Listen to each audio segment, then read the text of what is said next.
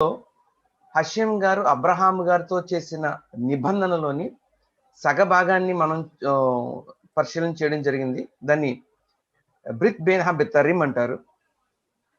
అంటే భాగములుగా చేసిన covenant of parts అనవచ్చు ఇంగ్లీష్లో.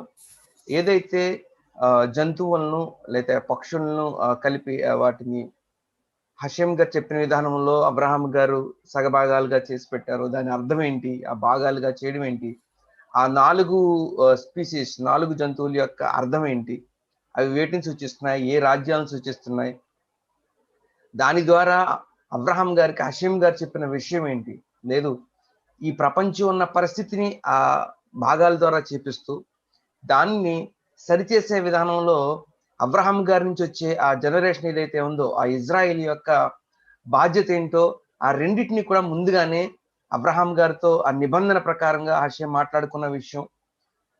ఆ పక్షులు వచ్చి అంటే ఒక రకమైన పక్షులు కళేబరాలను తినే పక్షులు వచ్చి తింటూ ఉన్నప్పుడు, లేదా అబ్రహాం గారు దంతోలు వేసినప్పుడు దాని యొక్క అర్థం ఏంటనే విషయాలు కూడా మనం చర్చించుకోవడం జరిగింది. సో హషేం గారు అబ్రహాం గారితో చేసిన నిబంధనలో సగభాగాన్ని మనం చూసాం. సో మిగతా సగభాగాన్ని మనం ఈ వారం ప్రయత్నిద్దాం. ప్రవకశివ.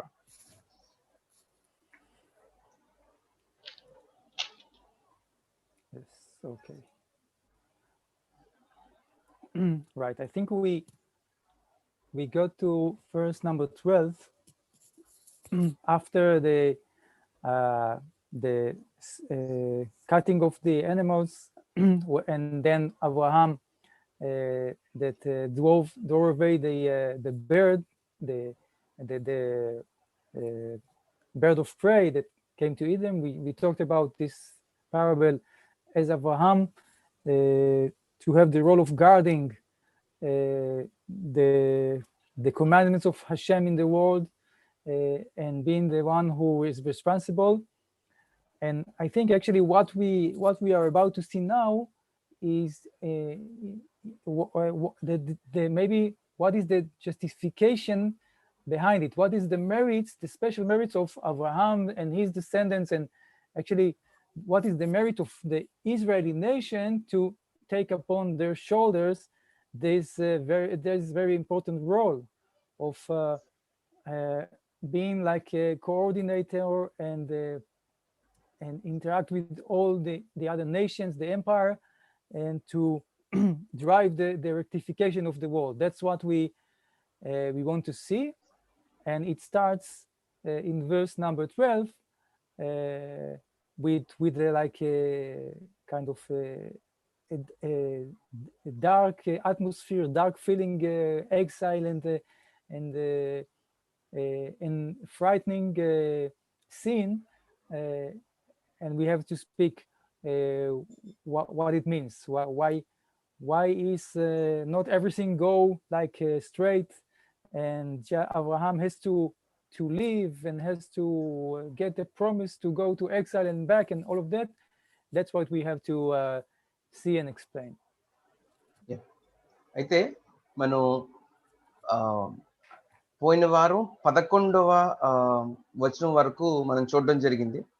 అయితే ఇందాక మనం ఏదైతే మాట్లాడుకున్నామో ఈ ప్రపంచానంతటిని సరిచేసేది లేకపోతే కాపాడేది హషేం అయినప్పటికీ కూడా దానిలో అబ్రహాం గారి ద్వారా ఇక్కడ నిబంధన చేస్తూ ప్రపంచానికి సరిదిద్దడం అనే విషయంలో అబ్రహాం గారు అతని పిల్లల యొక్క రోల్ చెప్తూ ఇక్కడ 12వ వచనం వచ్చేసరికి ఒక ప్రత్యేకమైన విషయాన్ని మనం చూడడం జరుగుతుంది. అక్కడ 12వ వచనం చూడగానే మనం చూస్తే భయంకరమైన చీకటి కమ్మినట్టుగా మనకు కనబడుతూ ఉంటుంది.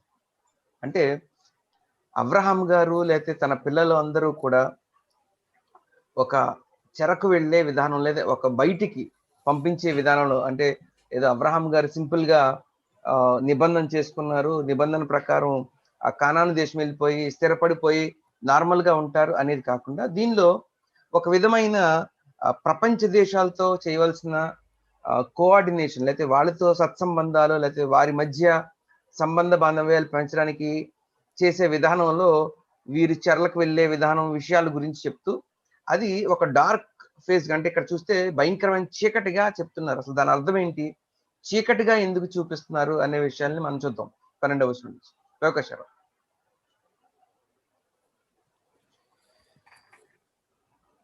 Yes, okay, let me share so we can read the verses together.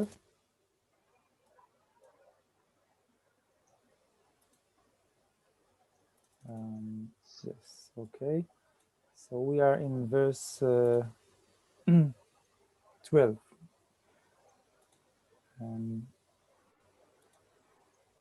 Okay, right. So verse 12 tells us the following.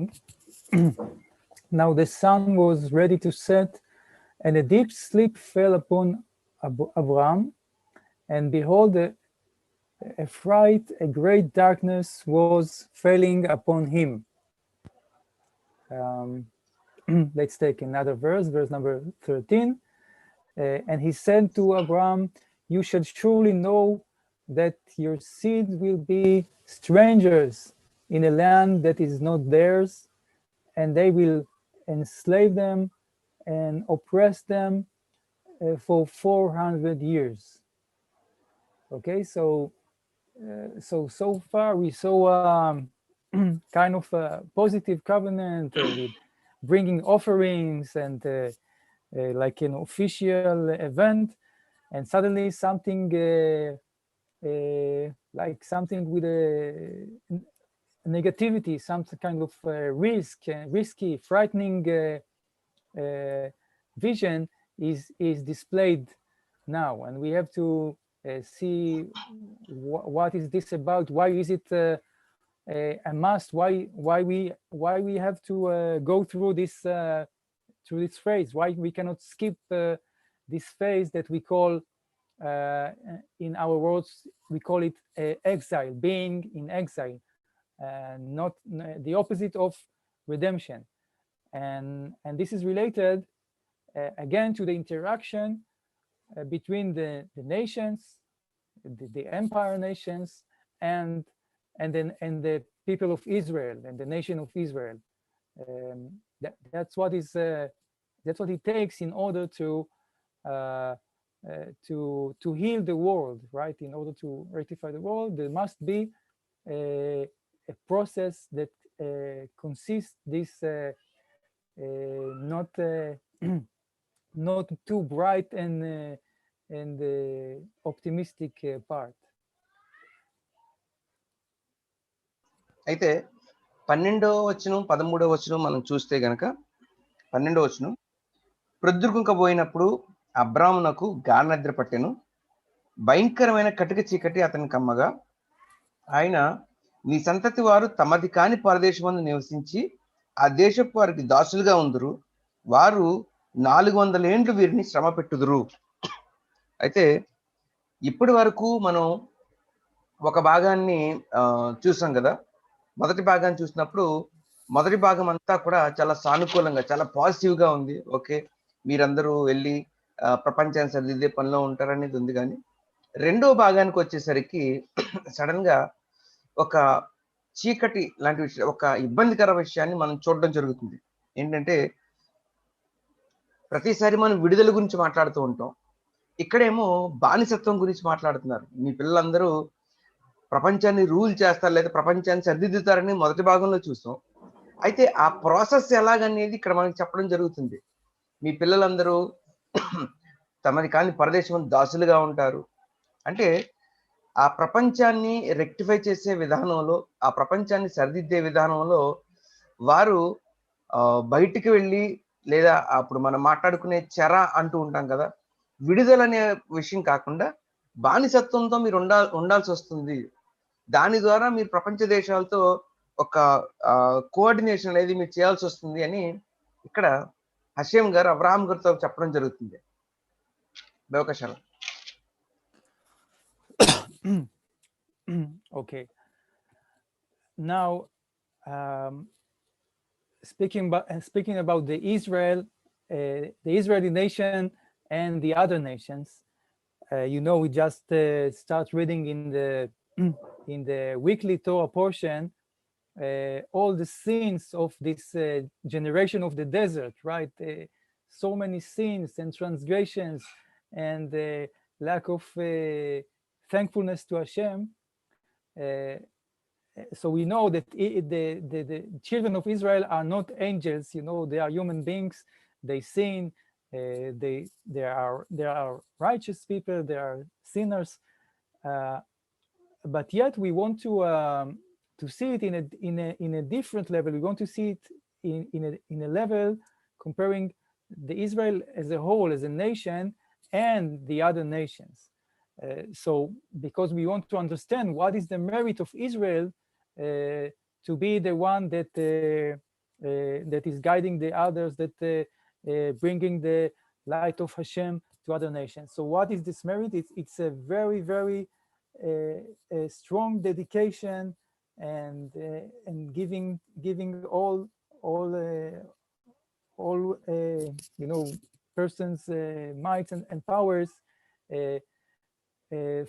for this purpose, because Israel is forced to go on exile and to be ruled by others, and sometimes the others are not righteous, because our goal is to become a kingdom of priests and a holy nation, right? A righteous nation where all the government and the state institutions are judging righteously, acting righteously. And this is not easy, of course, because we know, right? We know that, for example, Lot went to the kingdom of Sodom and Amorah, and there was so much corruption there and evilness.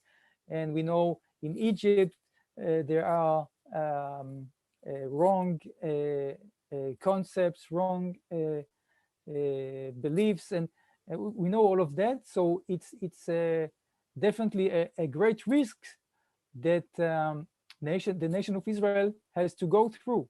So this what gives it the merits, right? The merits, it's like the training. The exile is like training for the nation of Israel to overcome and to be able to understand and cooperate with other nations to bring everyone to be observance of the 7 universal laws, to be righteous nations. That's the long-term, the long-term vision that requires Israel to go on exile.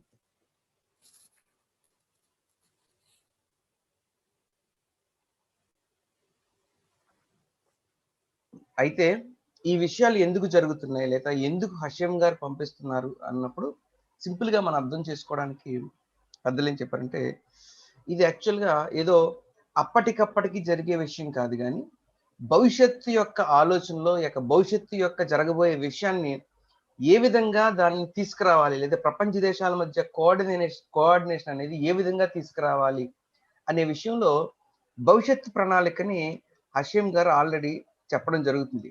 అంటే ఇప్పుడు ఎలా అంటే ఆ సమన్వయం అనేది ఎలా తీసుకురావాలనే విషయంలో ఇక్కడ ఇజ్రాయెల్ దేశాన్ని అలాగే మిగతా దేశాన్ని మనం చూస్తే గనక మనం ఈ ఇజ్రాయిల్ అందరూ కూడా చాలా పవిత్రమైన వారు లేదా చాలా గొప్పవారు అని మనం చెప్తున్నప్పటికీ ఒక విషయం ఏంటంటే వారు దేవదూతలు అయితే కాదు. ఎందుకంటే వారు ఆ ఎగ్జైల్కి, ఆ చెరకు వెళ్ళిన తర్వాత వచ్చే సందర్భంలో చాలా సందర్భాల్లో ఆ ఎడారిలో ప్రయాణించే సమయంలో కూడా చాలా కొన్ని పొరపాటు అనేది చేయడం జరిగింది. ఎందుకంటే మనం అర్థం చేసుకోవాల్సిన విషయం ఏంటంటే వారు ఏదో ప్రత్యేకమైన వారు ఏంటంటే మనుషులు కాకుండా వేరే ఎవరో అనుకుంటే పొరపాటే. వారు కూడా మనుషులే, అంటే వారిలో కూడా కొంతమంది అప్పుడప్పుడు పొరపాట్లు చేశారు. ఇక్కడ మనం అర్థం చేసుకోవాల్సింది ఏంటంటే ఏదో ఇజ్రాయెల్ అంటే ఒక్కరినో ఇద్దరినో లేదా ఆ పొరపాట్లు చేశారు కాబట్టి వాళ్ళని బట్టి దేశం అంతటిని అప్లై చేయడం అనేది కాదు, కానీ మొత్తం దేశంగా వారు చేసిన పనిని మనం చూడాలి. అది గమనించినప్పుడు ఇజ్రాయెల్ యొక్క పాత్ర ఏంటనేది మనకు అర్థమవుతుంది తప్ప ఎవరో పొరపాటు చేసిన 2-3 తీసుకుని దాన్ని ఇజ్రాయెల్ మొత్తానికి అప్లై చేసుకుని మనం చూసినప్పుడు మనకు అర్థం కాదు. ఎందుకంటే మొదటి నుంచి మనం నేర్చుకున్నాం, ఒక దేశంగా ముందుకెళ్ళడానికి అబ్రహాం గారితో చెప్పడం జరిగింది. ఇప్పుడు ఆ దేశంగా ఉన్న వారి యొక్క ప్రత్యేకత ఏంటి, లేకపోతే వారి యొక్క మెరిట్ ఏంటి అనేది మనం చూస్తే కనుక, అంటే వారి యొక్క యోగ్యత ఏంటని మనం చూస్తే, వారు తమది కాని వేరే దేశానికి ఫోర్స్ఫుల్ గా అంటే వారి గాలి అంటే వారి వేరొక దేశానికి అంటే ఒక బానిసలుగా తీసుకెళ్ళిపోయి వారి యొక్క పాలనలో వీరు ఉండాల్సి వస్తుంది. ఈ ప్రాసెస్ లో ఈ ప్రపంచ దేశాలందరి మధ్య ఆ సమన్వయం తీసుకొచ్చే ఆ యొక్క ప్రాసెస్ లో వీళ్ళందరినీ బానిసలుగా తీసుకెళ్లాల్సి వస్తుంది. మనందరికీ తెలుసు, ముందు మనం చూసుకున్నాం ఈజిప్ట్ లో ఏ విధంగా ఉంది అక్కడ పరిస్థితి. అలాగే లోతు గారు సొదొమ గొమొర్రా వెళ్తారు, అక్కడ చూస్తే అక్కడ పరిస్థితి ఎలా ఉంది అని ప్రపంచ దేశాల పరిస్థితి మనకు తెలుసు. వాళ్ళు ఎంత క్రూరంగా ఉంటారో, వారు ఎంత కరప్షన్ ఉందో వాళ్ళ దేశంలో. అయినప్పటికీ కూడా ఇజ్రాయేలు దేశంగా ఆ చెరకు వెళ్ళాలి అన్నప్పుడు అబ్రహాం గారితో నిబంధన అబ్రహాం గారు ఒప్పుకునే ఆ పరిస్థితిని చూశారు. అది ఇజ్రాయేల్కి గొప్ప యోగ్యతగా ఎంచడం జరిగింది. అక్కడ పరిస్థితి చాలా దారుణంగా ఉన్నప్పటికీ, క్రూరంగా ఉన్నప్పటికీ, చాలా ఇబ్బందికర పరిస్థితి ఉన్నప్పటికీ కూడా దేశంగా వాళ్ళు చెరకు వెళ్ళడానికి ఒప్పుకోవడం జరుగుతుంది ఇక్కడ అబ్రహాం గారు. అది ఎందుకు అంటే ప్రపంచాన్ని సరిదిద్దడానికి, వాళ్ళ దేశాన్ని సరిదిద్దడానికి, ఈ నోవహి 7 సూత్రాలని ప్రపంచ దేశాలందరికీ పంచడానికి, లేదా ఒక ఎథికల్ నేచర్ అనేది తోరా పరంగా ప్రతి మనిషి యొక్క బాధ్యతని వారికి నేర్పించడానికి వీరందరూ కూడా బానిసలుగా ప్రపంచ దేశానికి, ఆ క్రూరంగా ఉండే దేశాలకి వెళ్ళడానికి దేశంగా సిద్ధపడ్డారు. అది ఇజ్రాయెల్ యొక్క ప్రత్యేకత. ఎదుటివారి మేలు కోసం వీరు బానిసలుగా వెళ్ళడం అనేది, ఆ విషయాన్ని మనం గమనించాలి. ఇజ్రాయెల్ యొక్క ప్రత్యేకత ఏంటి, వారి యొక్క యోగ్యత ఏంటి అన్నప్పుడు. లోకశరం.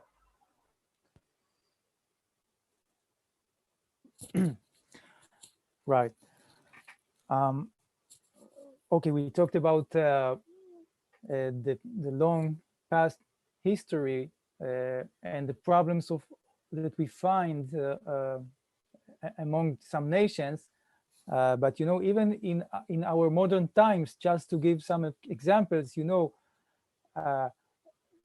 our expectation of the Israeli nation is to become a righteous nation, and that includes, that the army is righteous, and every action, every political action, military action, everything is according to the laws of the Torah, the laws of Hashem, the universal 7 Noahide laws, all of that.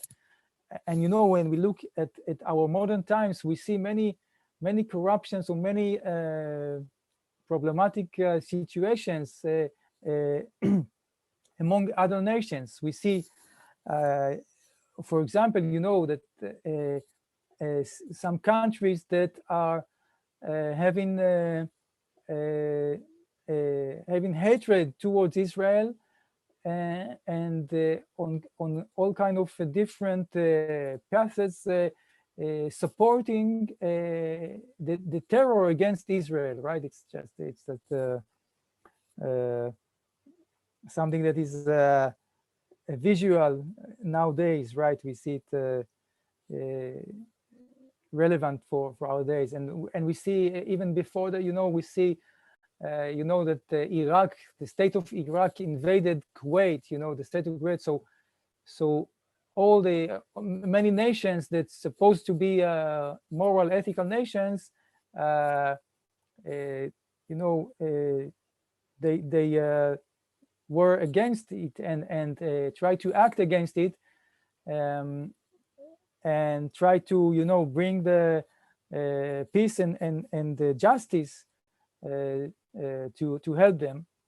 So it even it's like it looks as if they are acting according to the proper morality, but eventually behind the scenes we see that there are all kind of different interests because of the the petroleum, the oil that the state of Kuwait had, that it was very crucial to the economy of the whole world. So they had different interests, and with the same when the same state of Iraq invaded the territory that is called the Kurdistan with a minority of the Kurds, no one did much of a hassle about that, because there is no petroleum, there is no oil on that area. So you see sometimes that even though they may be good intentions, it doesn't necessarily work out as planned.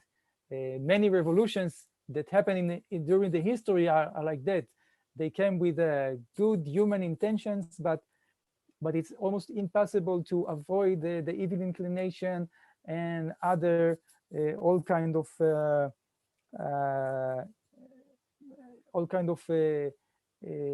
passion to conquer and to be to force others to your opinion, and that is what is the challenge of the nation of Israel by following the words of God and the laws of the Torah.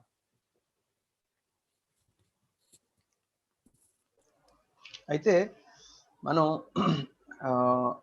చరిత్రలో చూసుకున్నా సరే చాలా సందర్భాలు మనకు కనబడుతూ ఉంటాయి. అలాగే చరిత్రనే కాకుండా ఈవెన్ మన ఇప్పుడున్న ప్రస్తుత పరిస్థితిలో మనం చూస్తున్నా సరే, మనం హషేంతో అబ్రహాం గారు నిబంధన చేసుకున్న ప్రకారం ఇజ్రాయెల్ అనేది చాలా నైతికంగా, అంటే ప్రతి విషయాల్లోని, అది సైన్యం విషయంలో కావచ్చు, రాజకీయాల విషయాల్లో కావచ్చు, ప్రతి విషయంలో కూడా నైతికంగా ఉండాలి, నైతికంగా ప్రవర్తించాలనేది మనం ఎక్స్పెక్ట్ చేస్తూ ఉంటాం, లేదా ఆ విధంగా ఉండాలి ఒక గొప్ప దేశంగాని మనం చూస్తున్నప్పుడు. అయితే మిగతా దేశాల్లో, ప్రపంచంలో చాలా దేశాల్లో చాలా కరప్షన్ అనేది, లేదా క్రూరత్వం అనేది మనం చూస్తూ ఉన్నాం.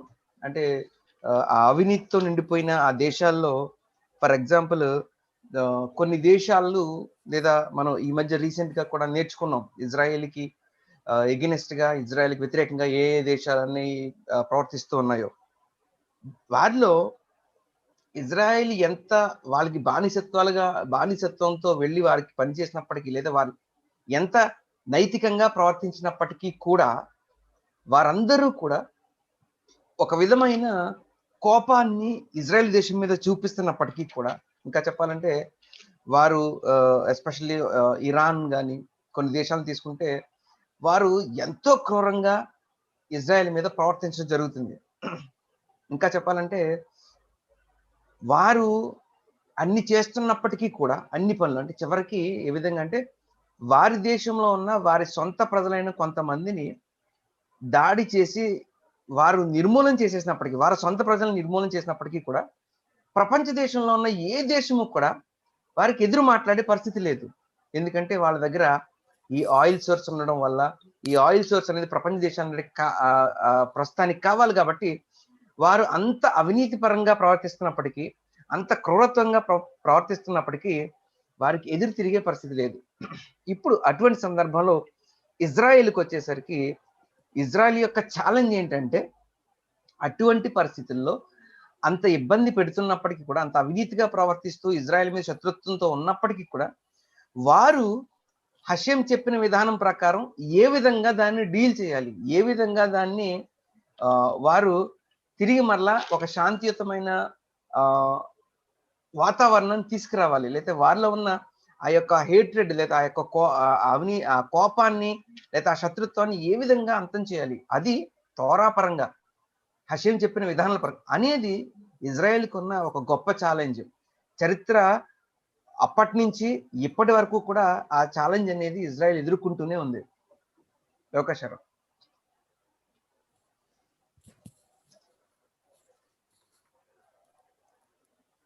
Yes, okay.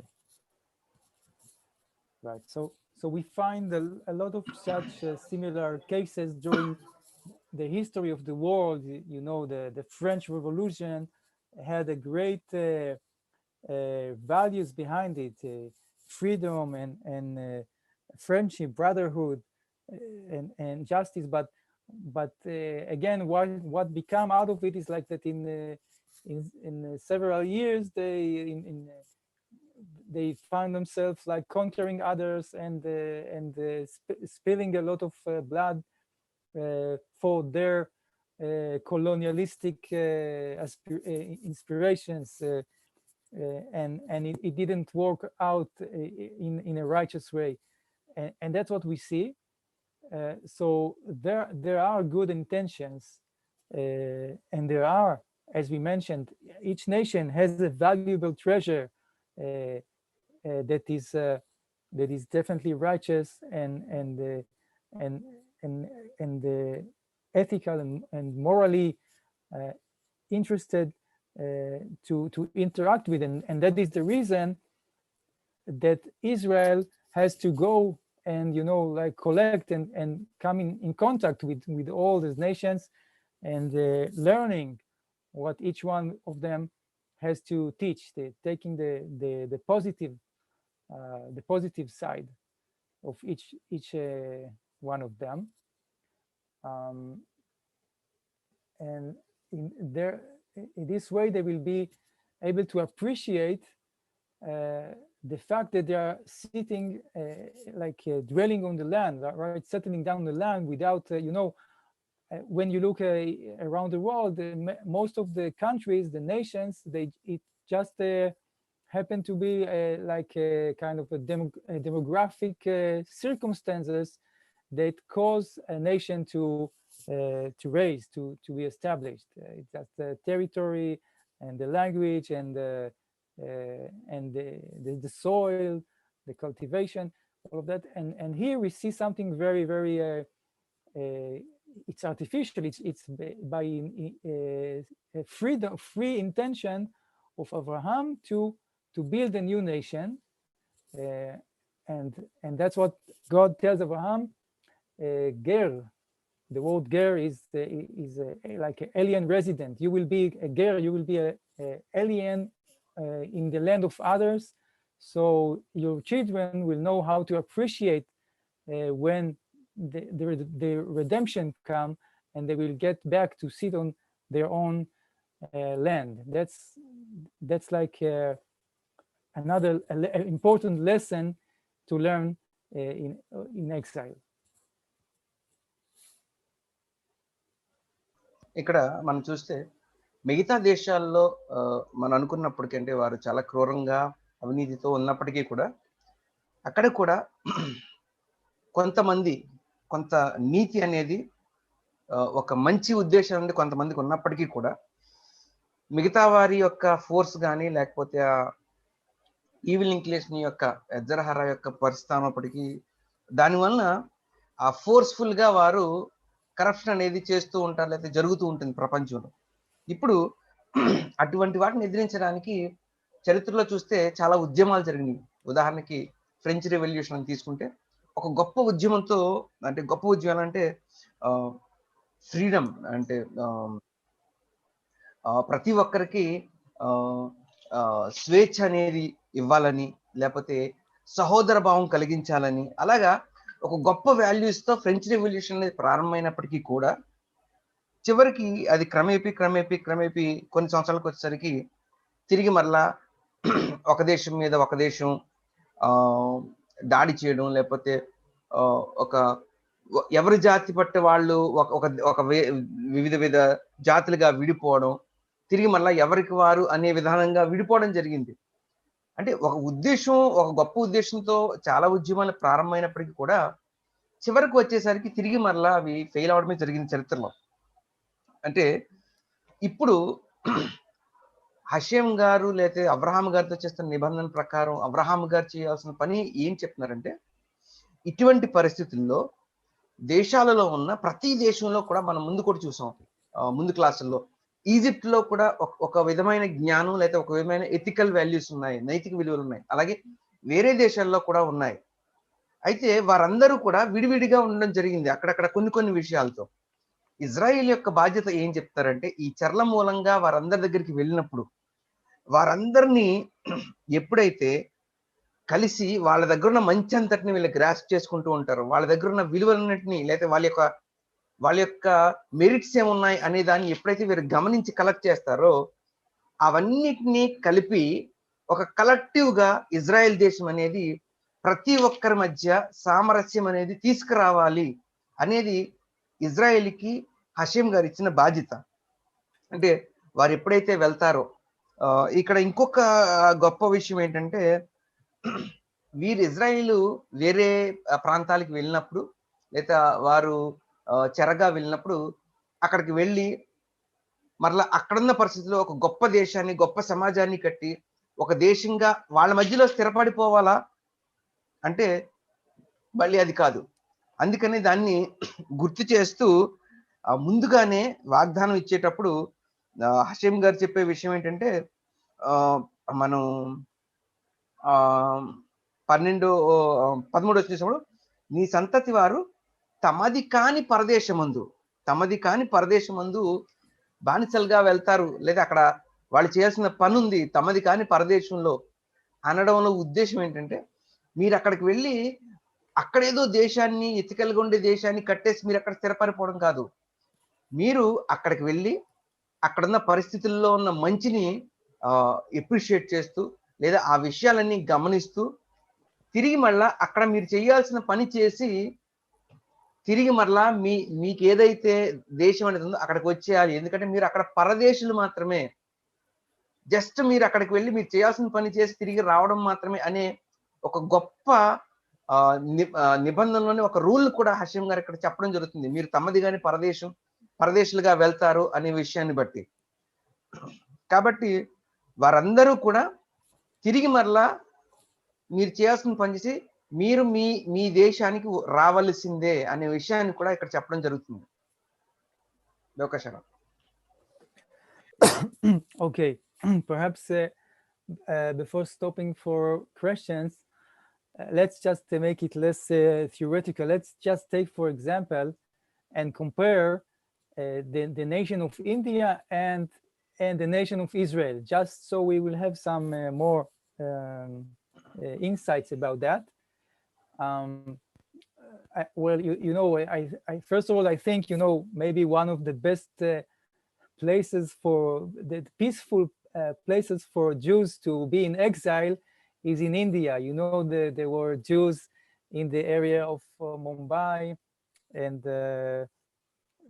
southern, right? Mainly, I think, along the western shore, I think, of India. And I think that they live there quite peacefully.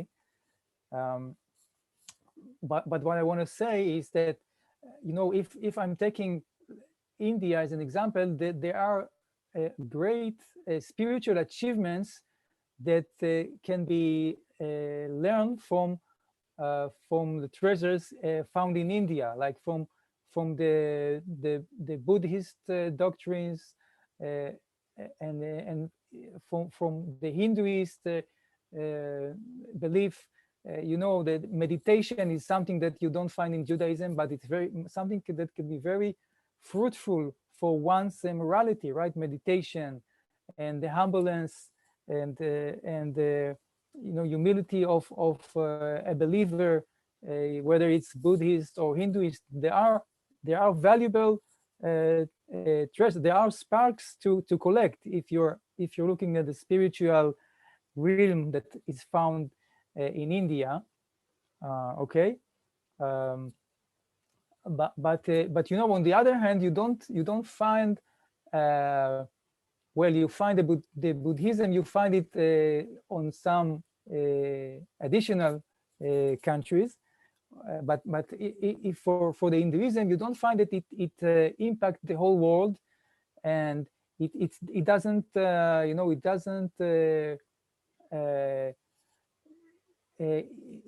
make any effort to build a righteous world with the politics and concerning the Western world. It's like a religion of this great land, and you know, someone become a monk or a nun. So they don't care too much about what happened on any other place in the world. You know, there are so many wars and fights, and bringing peace to the whole world is not concerning enough following this belief.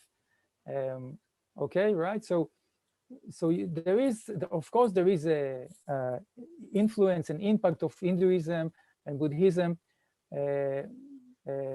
even today, in the Western world, but it's not like, you know, if you take Judaism, right, you take a nation that is maybe 1%, even less than 1%, much less than 1% of the population of India today, and the impact of the Bible, right? The whole Western world is built upon the Bible. You have 2.5 billion people that are Christians, and the Muslims also. It's also 1.5 billion all over the world, and they took their influence from this tiny Israeli nation, because the Israeli nation is like always directed, always concerned about helping the world, improving the world.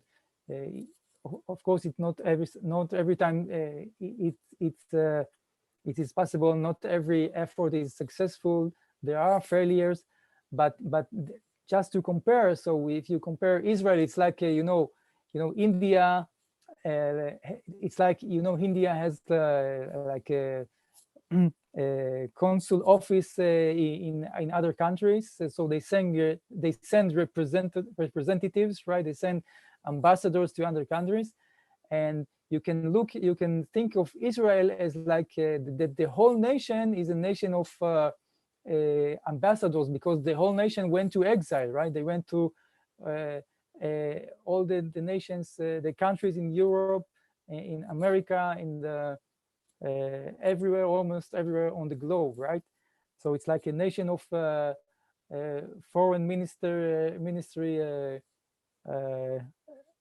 embassies. Okay, it's like the whole nation of Israel, right? And for a long time, and influencing all the others. That was the vision. That was what is Abraham now receives from God to start work on this plan. So if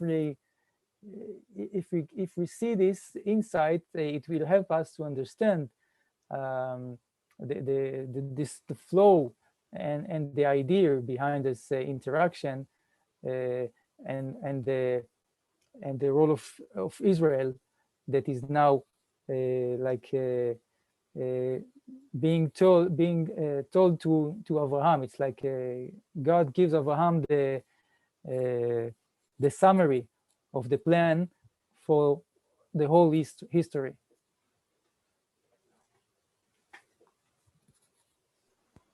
సోదరబారు, ఇక్కడ మనం చూస్తే మనం compare చేసుకుంటే ఇజ్రాయెల్కి ప్రపంచ దేశాలకు ఉన్న సంబంధాలని మనం చూసుకున్నప్పుడు, ఫర్ ఎగ్జాంపుల్ ఇండియాకి ఇజ్రాయెల్కి ఉన్న రెండు దేశాల్లో ఉన్న విషయాలు చూసుకుంటే కనుక మనందరికీ తెలుసు, రెండు దేశాలు కూడా మంచి స్నేహితులు. అయితే ఇక్కడ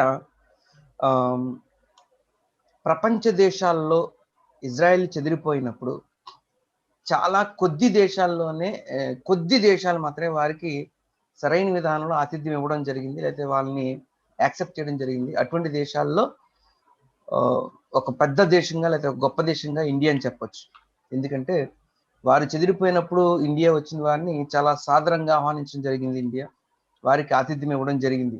ఇప్పటికీ కూడా మనకు తెలుసు, ముంబైలో ఉన్న మలబార్ జ్యూస్ కానీ, లేకపోతే సౌత్ ఇండియాలో ఉన్న కేరళ ఈ ప్రాంతాల్లో ఉన్న, గోవా ప్రాంతాల్లో ఉన్న జ్యూస్ కానీ వారు చాలా ప్రశాంతంగా ఉండడం జరిగింది. ఇండియా వాళ్ళని యాక్సెప్ట్ చేసింది. అయితే ఇప్పుడు అటువంటి ఒక గొప్ప స్వభావాన్ని ఇండియా నుంచి గ్రాస్ప్ చేసుకోవచ్చు ఇజ్రాయెల్. అంటే ఒక వ్యక్తి ఇలాగా తన ఇబ్బందులు వచ్చినప్పుడు యాక్సెప్ట్ చేయగలిగిన ఒక గొప్ప భావం అనేది ఇండియాలో ఉందా? అటువంటి విషయాన్ని ఇండియా నుంచి వాళ్ళు తీసుకోవచ్చు. అయితే అంటే ఇజ్రాయేలీలు ఎందుకు అన్ని దేశాలకి పంపడం జరుగుతుంది, లేదా అన్ని దేశాలకి చెరగా ఎందుకు పంపడం జరుగుతుందంటే, ప్రతి ఒక్కరిలో ఉన్న ఆ గొప్ప విషయం ఏదైతే ఉందో, వాళ్ళలో ఉన్న మెరిట్ ఏదో వాళ్ళు ఎప్పుడైతే తెలుసుకోగలుగుతారో, వాళ్ళకి అవసరమైన విషయాలు ఏది తక్కువ ఉంది అనే విషయం వాళ్ళకి అర్థమైనప్పుడు వారిని సరిచేసే విధానంలో ఒక గొప్ప పని అనేది జరుగుతుంది అనేది హషేం యొక్క ఉద్దేశంగా అబ్రహాం గారితో చెప్పడం జరుగుతుంది.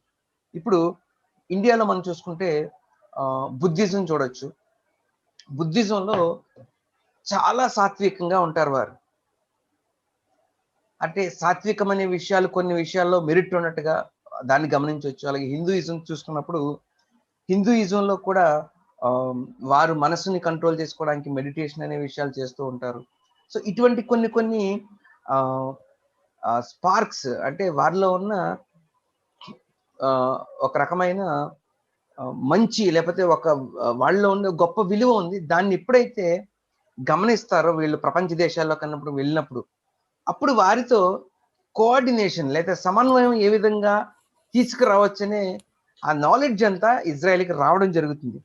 అందుకు వారు మొత్తం ప్రపంచ దేశాలన్నిటికీ లేకపోతే ఈ గొప్ప గొప్ప దేశాలు ఏదైతే ఉన్నాయో వాటిలో మీరు బానిసలుగా వెళ్లాల్సి ఉంటుందని ఆయన చెప్పడం జరుగుతుంది. అయితే ఇప్పుడు ఈ హిందూయిజం అయినా లేకపోతే బుద్ధిజం అయినా వేరే ఏదైనా తీసుకున్నప్పుడు ఓకే కొన్ని మంచి విషయాలు కూడా ఉన్నాయని తెలుసుకున్నాం దాంట్లో. అయితే వారు ఇండియాలో దగ్గర ఇజ్రాయెల్తో పోల్చుకుంటే ఇజ్రాయెల్లో ఉన్న జనాలు మహా అంటే ఇండియా జనాంగంతో పోల్చుకుంటే 1% కూడా ఉండరు. అయితే ఇంత గొప్ప దేశమైన ఇండియాలో ఉన్న ప్రజలు లేకపోతే ఒక మంచి కల్చర్ ఉంది అనుకున్న వీరు ప్రపంచ దేశాలని ఎన్నిటిని ప్రభావితం చేయగలిగారు? లేకపోతే ఆ మంచి ఏదైతే ఉందో లేదా ఆ ఎఫెక్ట్ ఏదైతే ఉందో ప్రపంచ దేశాల్లో ఎన్నిటిని వారు ప్రభావితం చేసి వారిని సరిదిద్దగలిగారు అని చూస్తే చాలా తక్కువ అని అనుకోవాలి. ఎందుకంటే ఇండియా జనాంగంతో పోల్చుకుంటే ఇజ్రాయెల్ జనాంగం 1% కూడా ఉండదు. కానీ వారి యొక్క బేస్ అంటే ఇజ్రాయెల్ యొక్క బేస్ ఏదైతే ఉందో ఆ తోరాను తీసుకుని ఇప్పుడు ప్రపంచంలో ఉన్న 2 గొప్ప మతాలు లేకపోతే ఒక విధమైన ఆలోచన విధానంలో వెళ్తున్న 2 భాగాలు ఇజ్రాయెల్ని బేస్గా తీసుకుని జరిగింది.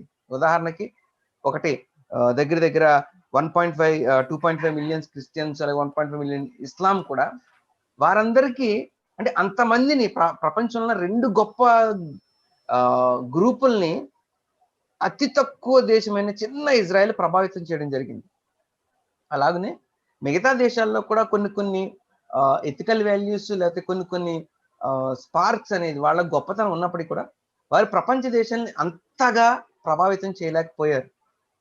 కానీ ఇజ్రాయెల్కి ఉన్న బాధ్యతను బట్టి వారు ఎప్పుడైతే ప్రతి దేశంలోని ప్రతి వారి దగ్గరికి వారు వెళ్ళడం జరుగుతుందో అబ్రహాం గారితో చేసిన నిబంధన ప్రకారం అప్పుడు వారందరినీ ప్రభావితం చేసి ఆశయం యొక్క విధానాన్ని వారికి చెప్పడం జరిగింది. అయితే ఇప్పుడు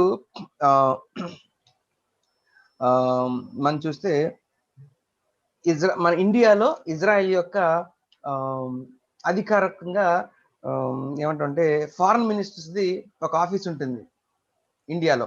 అలాగే ఇజ్రాయెల్తో సంబంధం ఉన్న ప్రతి దేశంలో కూడా ఈ ఫారెన్ ఎంబసీ అనేది ఉంటుంది. దాంట్లో ఎంబసీకి సంబంధించిన ఒక వ్యక్తి అంటే ఇజ్రాయెల్కి సంబంధించిన ఒక వ్యక్తి ఉంటారు. వారు ఎప్పుడు ఆ దేశంతో సంబంధాలతో ఉంటూ ఏమైనా అంటే దౌత్య సంబంధాలు 2 దేశాలు కూడా ఏ విధంగా కలిసి ఉండాలి అనే ఇష్యూస్ ఉంటే వారు డీల్ చేస్తూ ఉంటారు. కానీ మనం చూస్తే గనక ఇజ్రాయెల్ దేశమంతా కూడా ఈ ఫారెన్ ఎంబసీ అంటే ఆ దౌత్య సంబంధాలు సరిదిద్దే విధానంలో ప్రపంచమంతా ఉన్నాయి. అంటే ఇజ్రాయెల్ని ప్రతి పౌరుడు కూడా ఒక ఫారెన్ మినిస్టరే వేరే దేశంతో. వారందరూ అంటే దేశం మొత్తం చెరగా వెళ్ళి వారు ఆ దౌత్య సంబంధాలని ఆ దేశాలతో ఉన్న సంబంధాలని సత్సంబంధాలను పెంచే విధానంలో వారి కోసం పనిచేస్తూ వారిలో ఉన్న ఆ మంచి లేకపోతే వారిలో ఉన్న ఆ గొప్ప టాలెంట్స్ ఏమైతే ఉన్నాయో వాటిని గుర్తించి వారికి ఏ విధమైన విధానంలో తిరిగి ఈ ప్రపంచాన్ని సరిదిద్దే విధానంలో వారికి ఏం కావాలో వారికి నేర్పించి ఆ యొక్క చరణ ముగించే విధానంలో హషీం గారు ఇవి చెప్పడం జరుగుతుంది. కాబట్టి మనం ఈ విషయాలన్నీ కూడా అంటే ఏ విధంగా ఇజ్రాయెల్ వెళ్ళాలి, ఏ విధంగా వారిని ప్రభావితం చేయాలి, ప్రతి దేశాన్ని ప్రభావితం చేయాలి, వారిని సరిదిద్దాలి, వారి దగ్గర నుంచి విషయాలన్నీ ఏ విధంగా నేర్చుకోవాలి అనే ప్రతి విషయాన్ని కూడా ముందుగానే ఇజ్రాయెల్ చేయాల్సిన ఆ ఫ్యూచర్లో చేసిన ప్రతి విషయాన్ని కూడా అబ్రహాం గారితో చెప్పడం జరుగుతుంది ఇక్కడ హషీం గారు. కాబట్టి ఇక్కడ జరుగుతున్న పరిస్థితి మనం లోపల కంట నిగూఢంగా కానీ పరిశీలిస్తే ఏది జరగబోతుంది, దాన్ని ఎలా చేయాలి, ప్రపంచాన్ని ఏ విధంగా సరిదిద్దాలి, దానిలో అబ్రహాం గారు అతని పిల్లల యొక్క బాధ్యత ఏంటని ప్రతి విషయాన్ని కూడా అబ్రహాం గారు హషేం గారి యొక్క ప్లాన్ అబ్రహాం గారికి చెప్పడం జరుగుతుంది. ఇక్కడ దీన్ని అబ్రహాం గారితో నిబంధనగా చేసుకోవడం జరుగుతుంది. సో ఇన్ని విషయాలు ముందుగానే అబ్రహాం గారితో నిబంధన చేసుకోవడం జరిగింది హషేం. అవకాశం. Okay, we can stop here and see if anyone has any question or comment so far. ఎవరికైనా ఏమైనా ప్రశ్నలు కానీ ఏమైనా ఉంటే దయచేసి షేర్ చేసుకోవచ్చు. హ్యాండ్ రైజ్ చేయండి.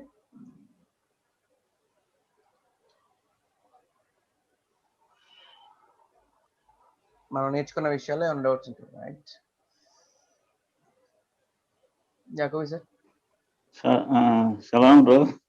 I have a small doubt regarding enslavement.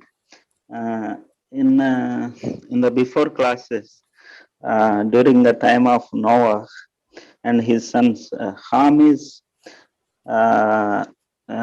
cursed as a slave for other two brothers. Now I am hearing a new thing from the same family. Abraham came, and here we observe in the covenant with Abraham, Hashem made this exile, enslavement. It may be temporary enslavement, I think. So, could you explain why enslavement really is? If you want to learn from other countries, it is better. Okay, we can send them. Now also there are a lot of knowledge exchange systems are there, projects are there. You can travel and learn. But okay, there is a time bound. All those things are there. But my point here is why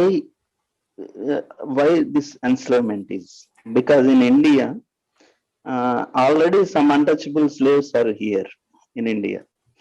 If you in Israel come in the form of exile or enslavement to India, there will be two enslaves.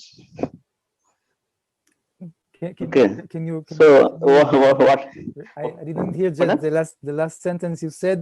Can you repeat just the last sentence? Yes, sir. Already some slaves are present in India, like untouchables, since from long time. If Hashem or due to this covenant, Abraham covenant, Hashem want to send some Israel to India, they are also second slaves for Indians. Okay, my point. Why this enslavement? Can you give this reason? What is the reason for enslavement? How they learn from that enslavement, etc. Thank you. Okay. Thank you for the question. Well, I think I'm not sure, but maybe I can consult you about it. What were the conditions, let's say, of the Jews living in the area of Cochin? I don't remember. Cochin is in Kerala, Karnataka. There was a great community, society of Jews. I'm not sure they suffered. I'm not sure they were like in a status of slaves when they lived there, right? Right. They had pretty much good conditions. So what I want to say that it's not a necessity. It's not a must for the Jews to become slaves with the harsh conditions. On the contrary, it's the best thing will be just to, as you say, traveling along the nations and learning all the great wisdoms of all nations. But that's exactly the point we mentioned. I think it recalls back the point that the nations are not ready. So there is evilness. There are corrupted regimes, kingdoms, whatever we saw it. We see today that there are non-righteous countries, and it was also in the past. So India was maybe in much higher level than other ones. Okay, so the Jews had the benefit out of that. But I think what your question helps me to answer for is we lost the verse, but just in the next verse you see that in verse number 14 we see that the nations will be judged as well, right? We see that Egypt received like a punishment of the plagues and on the sea, and there is a question, if it was the original plan that Israel will go to be enslaved in Egypt, so why punish the Egypt, right? The Egyptians, they did what the will of Hashem. Okay, so the answer for that is exactly, I think it helps answering your question, that it's not a must to torture, to enslave in harsh conditions, and to be a volunteer to cause suffering to the foreigners, to the aliens, to in this case to the exiled Jews. It was not a must. It was not a must to volunteer to be a harsh officer, and that is true for every other case in the history. So that is why the Egyptians were punished for that. Okay, I hope it answers some of your questions. Sure, Rabbi. Anyway, I feel it as two birds at one shot theory. Maybe if any Gentile went wrong, do wrong, he will be punished, or else the chosen people, Israeli, if they do any immoral thing, they also punished. And that enslavement is very right thing in my point of view. Yes, okay. Okay, అయితే యాకోబి గారు ఒక ప్రశ్న అడగడం జరిగింది. ఏంటంటే ఇప్పుడు Israel అందరూ కూడా ఒక బానిసలుగా వెళ్లాల్సి వస్తుంది అని ఒక నిబంధన హాష్యం గారితో చేయడం జరిగింది, బానిసలుగా వెళ్ళడం అనేది. అయితే బానిసత్వం గురించి మనం చూసినప్పుడు మనం హాము గారి గురించి ముందు చదువుకున్నాం. దాంట్లో కూడా హాము గారు తన సహోదరులందరికీ బానిసగా లేదా వారికి పనివాడిగా ఉండాలి అనే ఒక రకమైన విషయం గురించి మనం చూడడం జరిగింది. అయితే ఇక్కడ కూడా ఇప్పుడు ఇజ్రాయెల్ దేశం అంతా కూడా ప్రపంచ దేశాలందరి దగ్గరికి బానిసలుగా వెళ్ళాలని ఒక నిబంధన కూడా చూడడం జరిగింది. అయితే ఏంటి ఆ విషయం, దాంట్లో విషయం తేడా ఏంటి అనేది ఒక ప్రశ్న అడిగారు. అయితే ఇండియాలో మనం కొన్ని ప్రదేశాల్లో కొంతమందిని అంటరాని వారుగా లేకపోతే స్లేవ్స్ గా చూడడం అనేది ఇండియా యొక్క చరిత్రలో మనం చూసాము. అయితే తిరిగి మరలా ఇజ్రాయెల్ని కూడా అలాగే ప్రపంచ దేశాలకి పంపించినప్పుడు వారితో పాటు వీరు కూడా బానిసలుగానే ఉండడం జరుగుతుంది కదా, అసలు దీన్ని ఎలా అర్థం చేసుకోవాలి అని యాకోబి సార్ ప్రశ్న అడిగారు. దానికి రబ్బీ గారు సమాధానం చెప్తూ, ఇప్పుడు ఇక్కడ మనం చూస్తే గనక అబ్రహాము గారిని హషేం గారు ప్రపంచ దేశాలన్నిటికీ వెళ్ళమని చెప్పారు. అంటే మనం ఎప్పుడైనా వేరే ప్రాంతాలకు వెళ్ళినప్పుడు లేదా వారి యొక్క కల్చర్ని, వారి యొక్క విషయాలను నేర్చుకున్నప్పుడు చాలా మంచి విషయాలు కూడా కొన్ని నేర్చుకోవడం జరుగుతుంది. అయితే కొన్ని సందర్భాల్లో అలా వెళ్ళినప్పుడు సరైన ఆహ్వానం మనకు లేనప్పుడు కొన్ని ఇబ్బందికర పరిస్థితులు కూడా ఏర్పడడం జరుగుతుంది. అయితే ఇక్కడ మనం అనుకున్నట్టు మన దేశంలో అప్పటికే అంటరాంతనము లేకపోతే ఒక బానిసత్వం అనేది ఉన్నప్పటికీ కూడా ఇజ్రాయేలీలు ఇండియా వచ్చినప్పుడు మాత్రం వారికి చాలా వరకు కొన్ని ప్రదేశాలు తప్ప మిగతా చాలా వరకు కూడా వారిని సాధారణంగా ఆహ్వానించడం అనేది, అంటే మనం ఈ సౌత్ ఇండియాలో ఉన్న కొన్ని చూసినప్పుడు వాళ్ళ చరిత్రను మనం చూస్తే అప్పటి రాజులు వారిని ఆహ్వానించడం, వారికి ఒక ప్రత్యేకమైన ప్రదేశాన్ని ఇవ్వడం, వారికి మంచి వసతులు కూడా ఇవ్వడం అనేది మనం చూసాం. అయితే ప్రపంచ దేశాల్లో కొన్ని దేశాలు మాత్రం వారిని చాలా భయంకరంగా హింస పెట్టాయి. అంటే వాళ్ళు ఒక బానిసలుగా వచ్చి వారికి తగు సహాయాన్ని చేస్తానికి ప్రయత్నించినప్పటికీ కూడా వారిని చాలా కఠిన బానిసత్వంలో చూడడం జరిగింది. దాని గురించి ఆ పరిస్థితిని ఏ విధంగా మనం అర్థం చేసుకోవాలని హషీం గారు యాకోబు సార్ అన్నప్పుడు మనం 14వ వచనంలో చూస్తే గనక దానికి ఆన్సర్ దొరుకుతుంది. వారు 400 ఏండ్లు వీరిని చంపెట్టుదురు, వీరు ఎవరికి దాసులవుదురో ఆ జన్మనకు నేనే తీర్పు తీర్చుదును అని హషీం గారు చెప్పడం జరిగింది. అదేంటది? బానిసలుగా పంపించేది హషీం, తిరిగి బానిసలుగా పంపించి మరలా వారికి నేను తీర్పు తీరుస్తాను అన్నారంటే హషీం గారు. పంపించడం ఎందుకు, మళ్ళీ వారిని తీర్పు తీర్చడం ఎందుకు అన్నప్పుడు ఇప్పుడు మన ప్రశ్నకి సమాధానం ఇక్కడ కనబడుతుంది. ఏంటంటే, ఓకే, బానిసలుగా వేరే ప్రదేశాలకు పంపించినప్పుడు వారిని ట్రీట్ చేసిన విధానం ఏమైతే ఉంటుందో, లేకపోతే వారికి సహాయం చేసిన విధానం, లేకపోతే వారితో ప్రవర్తించిన ఆ ప్రవర్తనను బట్టి నేను వారికి మరలా తీర్పు తీరుస్తాను. ఎందుకంటే ఒక గెస్ట్ నీ దగ్గరికి వచ్చినప్పుడు, ఒక అతిథి నీ దగ్గరికి వచ్చినప్పుడు నువ్వు అతన్ని ట్రీట్ చేసే విధానాన్ని బట్టి, నువ్వు అతనితో ప్రవర్తించే విధానాన్ని బట్టి ప్రవర్తనకి తగిన తీర్పు మరలా నేను వారికి తీర్పు తీరుస్తాను. అదే ఉదాహరణకు మనం ఈజిప్ట్ లో చూడడం జరిగింది. ఈజిప్ట్ లో వారు చేసిన ఆ యొక్క విషయాలన్నిటికీ కూడా వారికి తీర్పు తీర్చడం జరిగింది. ఇక్కడ ఇంకో విషయం చెప్పాలంటే, బానిసలు అంటున్నాం కానీ పనివారుగా హషీం గారు పంపించడం జరిగింది.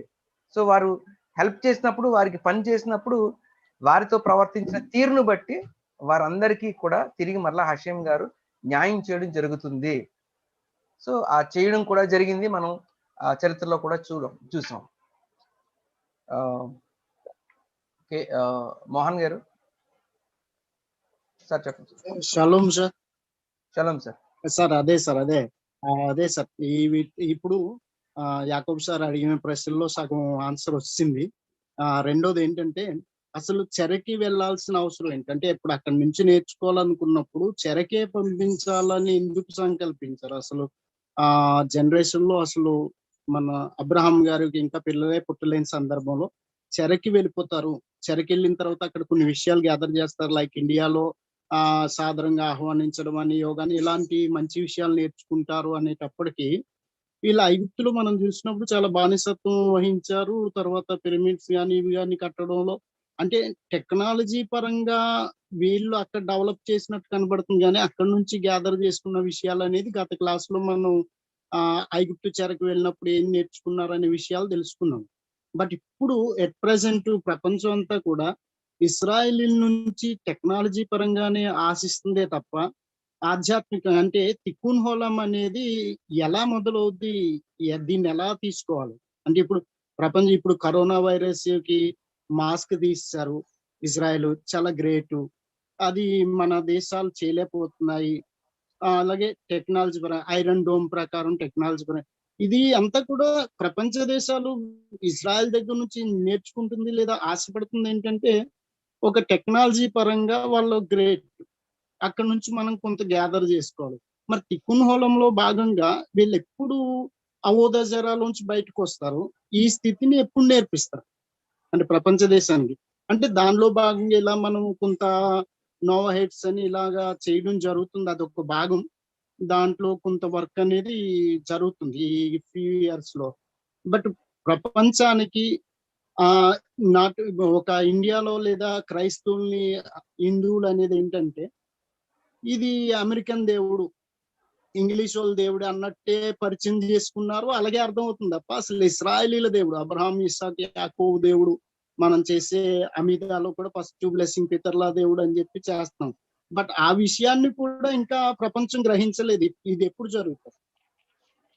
టెక్నాలజీ పరంగా తీసుకుంటున్నారు, వాళ్ళ దేవుడు అని తెలుసుకోవట్లేదు. ఈ దేవుడు అమెరికా దేవుడు, ఇంగ్లీష్ వాళ్ళ దేవుడు అనేటువంటి ఇండియాలో వినబడుతున్న మాట ఇదే వీళ్ళ దేవుడే అనుకుంటారు తప్ప అబ్రహాం, ఇస్సాకు, యాకోబుల దేవుడు అనే విషయం కానీ తిక్కునోలంలో భాగంగా ఆధ్యాత్మిక స్థితిని ఎప్పుడు నేర్పించడం అనేది జరుగుతుంది. అది ఎలా తీసుకోవాలి? తొదరబస్ సింపుల్ గా మీరు అడిగిన ప్రశ్నకి నా పర్సనల్ ఒపీనియన్ లో ఇప్పుడు ఆంధ్ర అంతా కూడా టిక్కున్ వలంలో ఉన్నారు. గుజరాత్ హషీం అది మెల్లిమెల్లిగా ముందుకు వెళ్ళిపోతుంది. ఒక సంవత్సరం క్రితం ఈ పరిస్థితులు ఏమి రబీ యోషు యాకోబు గారు ఇక్కడ ప్రారంభం.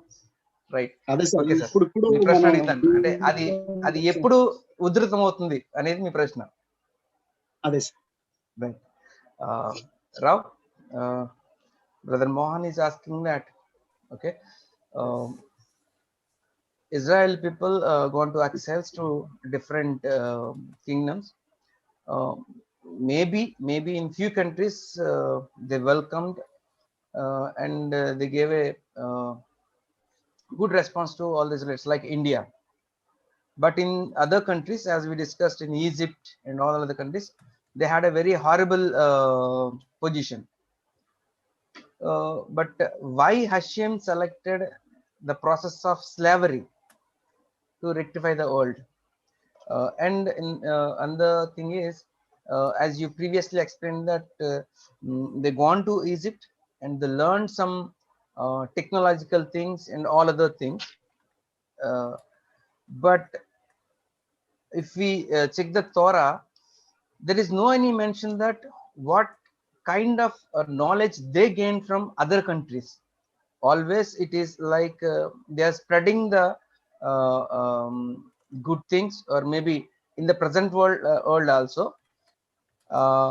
Israel is very strong in technology, and now they also distributing so many technological inventions to world to rectify the things. It's like Israel is the first country that vaccinated everyone, and now Bezrat Hashem, they are maybe in few days they are free from the masks in all areas.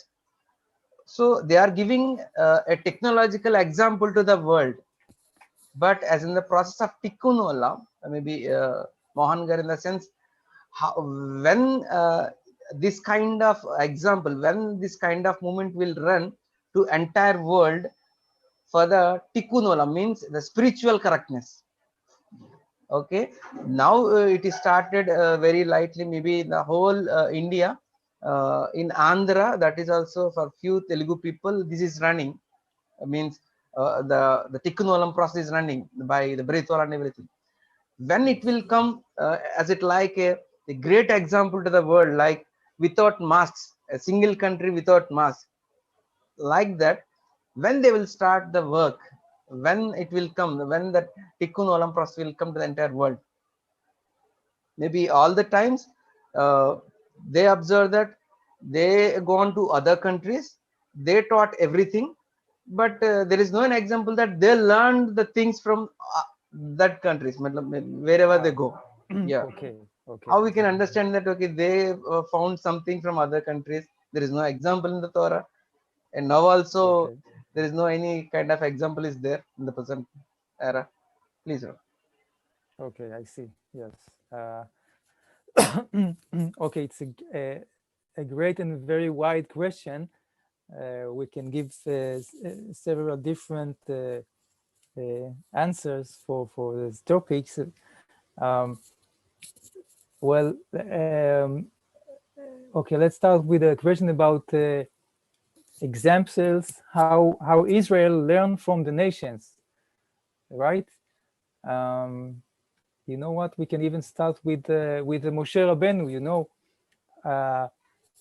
Moshe, Moses, he is the Redeemer, right? So he is like the Mashiach. He is the leader, the political leader, the spiritual leader. He is everything for the children of Israel for the Exodus, for going out of Egypt. And if you look at what is the training of Moshe, right? So Moshe was brought up, he was raised in the palace of Pharaoh. So what he learned in the university of the Egyptians, how to run a country, how to run the economic, how to build pyramids. That's he was not he wasn't you know, with his brother Aaron in the Beit Midrash, in the Torah school where all children of Israel, they learned some you know, scrolls, the scriptures that they had from their forefathers. They yet did not have a Torah, but they learned something. They had a tradition. So you see that Moshe, the Redeemer, is trained in an external non-Jewish school. Okay, it's a private royal school, private royal school of Pharaoh. And you see this along the history. It's not just one example. You know, you see that in our days, you see like, let's take, for example, the democracy, the democratic system is something invented by the Greeks. Okay, and now in Israel, we have a democracy. Okay, it's not our invention. It's I agree that, of course, Israel has a great contribution, technological, and of course spiritual and all of that, but yet there is a need to to use all the power of all the nations, all the wisdoms and the progress of all the nations for that. That is one thing. I will give you next maybe something from the Talmud about it. Okay. Yeah. Okay. Mohan గారు మీరు అడిగిన రెండు ప్రశ్నల్లో మొదటి ప్రశ్నకి ఇజ్రాయేలు బయటి దేశం నుంచి ఏమి నేర్చుకుంది అనే విషయం చూస్తే మనకి తోరాలో పెద్దగా ఏం కనపట్లేదు. ఇజ్రాయేలే వారికి కంట్రిబ్యూట్ చేసిన చూసాం కదా. దానికి ఒక గొప్ప ఎగ్జాంపుల్ ఏం చెప్పారంటే, మనందరికీ తెలుసు మోషే గారు ఇజ్రాయేల్ అందరినీ కూడా ఆ బానిసత్వం నుంచి విడుదల చేసిన గొప్ప నాయకుడిగా మనకు తెలుసు. అయితే మోషే గారు తన సహోదరైన అహరోన్ గారితో బేత్ మిద్రాష్లో విషయాలను నేర్చుకోలేదు. ఆయన ప్రతి విషయం నేర్చుకున్నది ఎక్కడి నుంచి అంటే ఆ ఈజిప్ట్ యొక్క పాఠశాలల్లో ఆ రాజగురువుల దగ్గర నేర్చుకుంటూ, అంటే ఒక దేశాన్ని ఏ విధంగా నడిపించాలి, అయితే ఒక దేశాన్ని ఏ విధంగా రూల్ చేయాలి, లేకపోతే వారందరిని నడిపించడానికి కావాల్సిన ఆ తెలివితేటలను అంతటినీ కూడా ఒక ఈజిప్షియన్ స్కూల్లో నేర్చుకోవడం జరిగింది. అలాగే పిరమిడ్ లాంటి గొప్ప కట్టడాలు ఎలా నేర్చుకోవాలి, ఆ ఇంజనీరింగ్ అంతా అనేది ఒక ఈజిప్షియన్ స్కూల్లో నేర్చుకోవడం జరిగింది. అదొక్కటే కాదు, ఇంకా చాలా ఎగ్జాంపుల్స్ మనకు కనబడుతూ ఉంటాయి అలా గమనిస్తూ ఉంటే కనుక. కాబట్టి ఇటువంటి ఒక గ్రేట్ కాంట్రిబ్యూషన్స్ అనేవి వారు నేర్చుకోవడం జరిగింది. అయితే ప్రస్తుత కాలంలో మనం ఎగ్జాంపుల్ తీసుకుంటే కనుక ఈ డెమోక్రటిక్ రూల్స్, డెమోక్రసీ అనేది మొట్టమొదటిగా గ్రీక్స్ ద్వారా పరిచయం చేయడం జరిగింది, గ్రీకుల ద్వారా. అయితే ఇప్పుడు అటువంటి డెమోక్రసీ నేర్చుకుని మొత్తం మధ్య ఆసియాలో ఉన్న ఒకే ఒక డెమోక్రటిక్ కంట్రీగా ఇజ్రాయెల్ స్థిరపడడం జరిగింది. సో ఈ విషయాలు ప్రపంచానికి పరిచయం చేసిన గ్రీకులు. అయితే వాళ్ళ దగ్గర నుంచి తీసుకుని ఆ మంచితనాన్ని ఇప్పుడు ఒక గొప్ప ఉదాహరణగా మధ్య ఆసియాలో ఉన్న ఒకే ఒక్క డెమోక్రటిక్ కంట్రీగా ఇజ్రాయెల్ ఉండడం జరిగింది. సో ఈ విధంగా చరిత్రలో మనం చాలా విషయాలు చూడొచ్చు, ఇజ్రాయెల్ కూడా బయట వాళ్ళ నుంచి అడాప్ట్ చేసుకున్న విషయాల్ని. సో ఇప్పుడు మీరు అడిగిన రెండో ప్రశ్నకి తల్మూడ్ నుంచి రబ్బీ గారు సమాధానం చెప్తున్నారు. లవకాశారు. Right. One more example, you know, in the Babylonian Talmud, in the tractate of Avodah Zarah, idol worship, it is Chazal are bringing a story about the nations that came to ask for reward. They ask God Hashem to be rewarded because they progress this world for the Mashiach to come. Okay, they said, and what are they saying? They say we build bridges, we build roads, baths, all kind of technological progress, human society progress, and they say we did it for Israel, for the Mashiach to come in an optimal way, optimal position. And then we see the answer. So the answer of God to this request to be rewarded for what they did is, we see the answer is it's that not that it's not correct, it's not a lie.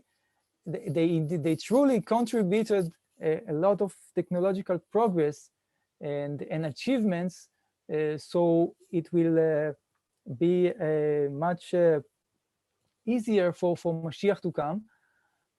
But there is only one problem about it.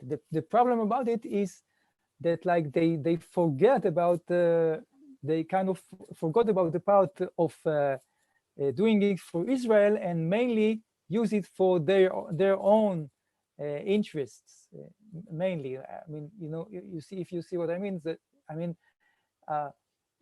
when they build their bridges, they say, well, we can make money and taxes out of that and out of the roads, and kind of put aside the support of Israel and the support of Mashiach. That's like a byproduct, a side product, and they forget about it. That is the criticism. So you see that Chazal are teaching us that it is indeed truly needed for all of the nations to contribute to progress the world technologically, morally, in any field of education, social fields, so and all of that.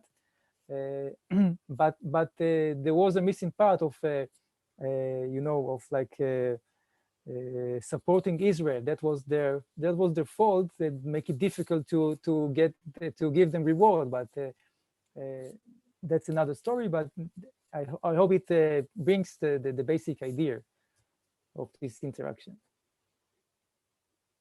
You told one example. What was that? When they build, what do they build? Okay, they build bridges, roads. Yes, such a. Okay. అయితే అవోధజర లేదా విగ్రహారాధనని తొలగించే విధానంలో Israel ఏంటి, ఎలా చేస్తుంది, ఎలా ముందుకు వెళ్తుంది అనేది మనం చూసుకుంటే కనుక ఇక్కడ తల్ముడ్లో చెప్పబడిన విషయాన్ని చూస్తే కనుక హజాల్ పెద్దలు ఏం చెప్పారంటే, ఈ పెద్దలు ప్రపంచానంతటినీ కూడా విడుదల చేసే ఎవరైతే మషియాకు ఉంటారో మషియాకు రాకడికి సిద్ధం చేసే విధానంలో వారు పని చేస్తున్నట్టుగా మనం చూడవచ్చు. అంటే ప్రపంచాన్ని సిద్ధం చేస్తున్నట్టు ఆ విడుదల కోసం.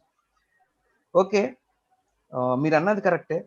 టెక్నాలజికల్గా ప్రస్తుతానికి ఇజ్రాయెల్ చాలా అడ్వాన్స్లో ఉంది, లేదా ప్రపంచానికి ఎన్నో విధాలైన ఇన్స్ట్రుమెంట్స్ ద్వారా, లేదా మెడికల్గా కానీ అగ్రికల్చర్ కానీ చాలా విషయాల్లో హెల్ప్ చేస్తుంది. అయితే ఇవన్నీ కూడా ఆ ప్రపంచంలోని విషయాల్ని ముందుకు తీసుకురావడానికి లేదా డెవలప్ చేయడానికి ప్రతి ఒక్కరికి, అంటే ఇప్పుడు వారు తీసుకొచ్చిన టెక్నాలజికల్ దాని ద్వారా ప్రపంచంలో ఉన్న చాలా మందికి ఒక పూర్ పీపుల్ ఉన్నారు అనుకుందాం, లేదా ఆహారం దొరకని వారందరికీ కూడా, పేదవారికి కూడా ప్రతి వారికి ఆహారం దొరికే విధానంలో, లేదా ప్రతి ఒక్కరికి విద్య అందించే విధానంలో, ప్రతి ఒక్కరు కూడా కమ్యూనికేషన్ అందే విధానంలో చాలా టెక్నాలజికల్ ముందుకు తీసుకొస్తున్నారు. దాని ద్వారా, ఫర్ ఎగ్జాంపుల్ ఇది నా మాట చెప్తున్నాను, ఇప్పుడు వారు అందించిన టెక్నాలజికల్ డెవలప్మెంట్ ద్వారా ఇప్పుడు ఎక్కడో ఇజ్రాయెల్ ఉన్న రబ్బీ గాని మనం అందరం వినగలుగుతున్నాం. సో ఆ విధంగా కాంట్రిబ్యూషన్ అనేది జరుగుతుంది. ప్రతి ఒక్కరిని వారు ముందుకు తీసుకొస్తున్నారు. ఎస్, కరెక్ట్, టెక్నాలజికల్ గానే ముందుకు తీసుకొస్తున్నారు. అయితే ఈ విధానంలో వాళ్ళు ఒకవేళ అంటే ఒక గొప్ప బ్రిడ్జ్నో లేకపోతే గొప్ప ఏదైనా కట్టడాలను కట్టారనుకుందాం. కట్టిన తర్వాత వాళ్ళు దానికి ఏదో ట్యాక్స్లో పే చేయమనో లేకపోతే డబ్బులు సంపాదించుకోదామని వాళ్ళు చేయట్లేదు. అది వాళ్ళకి మరలా మెరిట్గా కనబడుతుంది. ఇప్పుడు వారు టెక్నాలజికల్గా డెవలప్ చేస్తున్నారు అంటే ప్రపంచంలో ప్రతి మనిషికి కూడా ఆ యొక్క జ్ఞానాన్ని అందించే విధానంలో ముందు రెడీ చేస్తున్నారు, లేదా మషియాకు రావడానికి పరిస్థితుల్ని సిద్ధపరుస్తున్నారు. ప్రతి ఒక్కరికి ఎప్పుడైతే కమ్యూనికేషన్ అంత ఫ్రీ అయిందో, ప్రతి ఒక్కరికి అంటే వారి ఆహారం మీద లేదా ఇంకో దాని మీద కాన్సన్ట్రేట్ చేయకుండా వేరే విషయాలకి ఆలోచించే టైం అది దొరుకుతుందో ఈ టెక్నాలజికల్ డెవలప్మెంట్ ద్వారా, వారందరూ కూడా సమయాన్ని లేకపోతే ప్రతి విషయంలో కూడా ఆ మషియాకు రాకడ కోసం ప్రిపేర్ అవ్వడానికి వారు సిద్ధం చేస్తున్నారు. ప్రతి విషయంలో టెక్నాలజీ అంటే ఏదో వేరే దానికి సంబంధం లేని అనేది కాదు. ప్రతి ఒక్కరికి ఆహారం దొరకమనేది కూడా ఒక ఎథికల్ థింగ్, లేదా ప్రతి ఒక్కరికి రైట్ టు కమ్యూనికేషన్ ప్రతి ఒక్కరికి కావాల్సిన హక్కు. ఈ విధానంలో వారు ఒక్కొక్క స్థాయి బిల్డ్ చేసుకుంటూ ముందుకు వెళ్తున్నారు. అంటే ఒక మారల్ సొసైటీ, ఒక ఎడ్యుకేషన్ సొసైటీ, సోషల్ విధానంలో అంటే సోషలిస్టిక్ గా బాగా అభివృద్ధి చెందిన సొసైటీని ముందు వారు తయారు చేస్తూ వెళ్తున్నారు. అప్పుడు ఆ పరిస్థితులన్నీ అనుకూలించినప్పుడు ఆ మషియాకు రాకడ కోసం ప్రతి విషయంలో కూడా వారు కాంట్రిబ్యూషన్ అందిస్తున్నారు. ఓకే సార్, మీ ప్రశ్నకి ఆన్సర్ వచ్చిందని అనుకుంటున్నాను.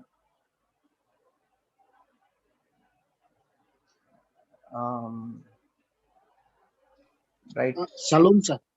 సార్ అదే సార్, ఇప్పుడు చెరకి వెళ్ళాల్సిన అవసరమే ఏముంది అనే దానికి ఆన్సర్. Okay, అంటే right. ఇప్పుడు ఫర్ ఎగ్జాంపుల్ ఇప్పుడు ఇండియన్ ప్రైమ్ మినిస్టరు ఇజ్రాయెల్ దర్శించి అక్కడ ఉన్న కొంత టెక్నాలజీని ఇలా చేస్తున్నారని అనంతపురంలో పాలకేంద్రం అనేది ఏర్పాటు చేయడం జరిగింది. అలాగే రాజ్యం ఏర్పడిన తర్వాత ఒక రాజుగా లేకపోతే ఒక ప్రధానిగా ఇతరత్ర దేశాలతో సంబంధాలు ఉంటాయి కాబట్టి వెళ్ళి అక్కడ ఉన్న స్థితిని చూసి రావచ్చు కదా. లేదు ఇప్పుడున్న ఇండియన్ ఎంబసీ అని, అమెరికన్ ఎంబసీ అని ఈ స్థితిలో వెళ్ళొచ్చు కదా. అసలు చెర అనేదే ఎందుకు ఏర్పాటు చేసుకున్నారు? ఓకే, తొందరగా Rao, what Brother Mohan is asking that, okay, Yes. why Israel's only go for an exile? Why like slaves? Why not like if they are settled as a wonderful nation? Maybe they can go to rectify this world like as a foreign ambassador to all the countries. They can go and they can give suggestions like now. Maybe so many times Indian Indian Prime Minister came to Israel to learn something, and Israeli representatives came to India to teach so many things. They taught so many things. Why can't they do like that? Why like why they have to go like a slave to other country? Why slavery? Why that? Okay. Yeah. Yeah. Yes, I see. Well, I think as we already mentioned, it's not necessarily a must. It's not a must for the slavery part. Okay, so as in India, they went the Israelite the Jews went to Cochin, and they were not enslaved to the Indian authority, so they live pretty good. But this is like it is forced from the realistic. That's the reality. I mean, right, as we saw in the prophecy of Daniel, that there are four animals, like animals, creatures, right? That they are more like using the bodily power, the bodily forces that represents all the empires, and that what can you do? It includes evilness and some corruption. While the fifth image was of a face of a man. So it's like only the what Daniel is telling us with this prophecy, that it is expected in the long run, after all the rectifications, that Israel will be able to construct a nation in the face of a person. That means a righteous nation, righteous government. You know, as the challenge for the IDF to be the most righteous army, and to have the minimum amount of hurting civilian communities, and only hitting the terrorists and not the other civilians, right? So that is what Daniel tells us in his prophecy of the fifth image with the face of a man. and this part is a must. You know, we read that God Hashem tells Abraham, "I'm the Lord your God that took you out of Ur Kasdim." So it's a merit for Abraham to survive this difficult time of Ur Kasdim, and it's quite more or less for his children, that they also have to survive their own Ur Kasdim. So in one case it's Egypt, in other case it's Babylon, and as in the last exile, it's we call it the exile of the Edomites, of Edom, where the Jews just spread all over the world, right, and came back to the land of Israel in our contemporary redemption, and these two parts are must, and only now we can do as Mohan Garu suggested, to build embassies and to do it in a much more positive way, or diplomatic way, right? Interaction of ambassadors. That's only after the merits we achieved so far that we can do it in our days today.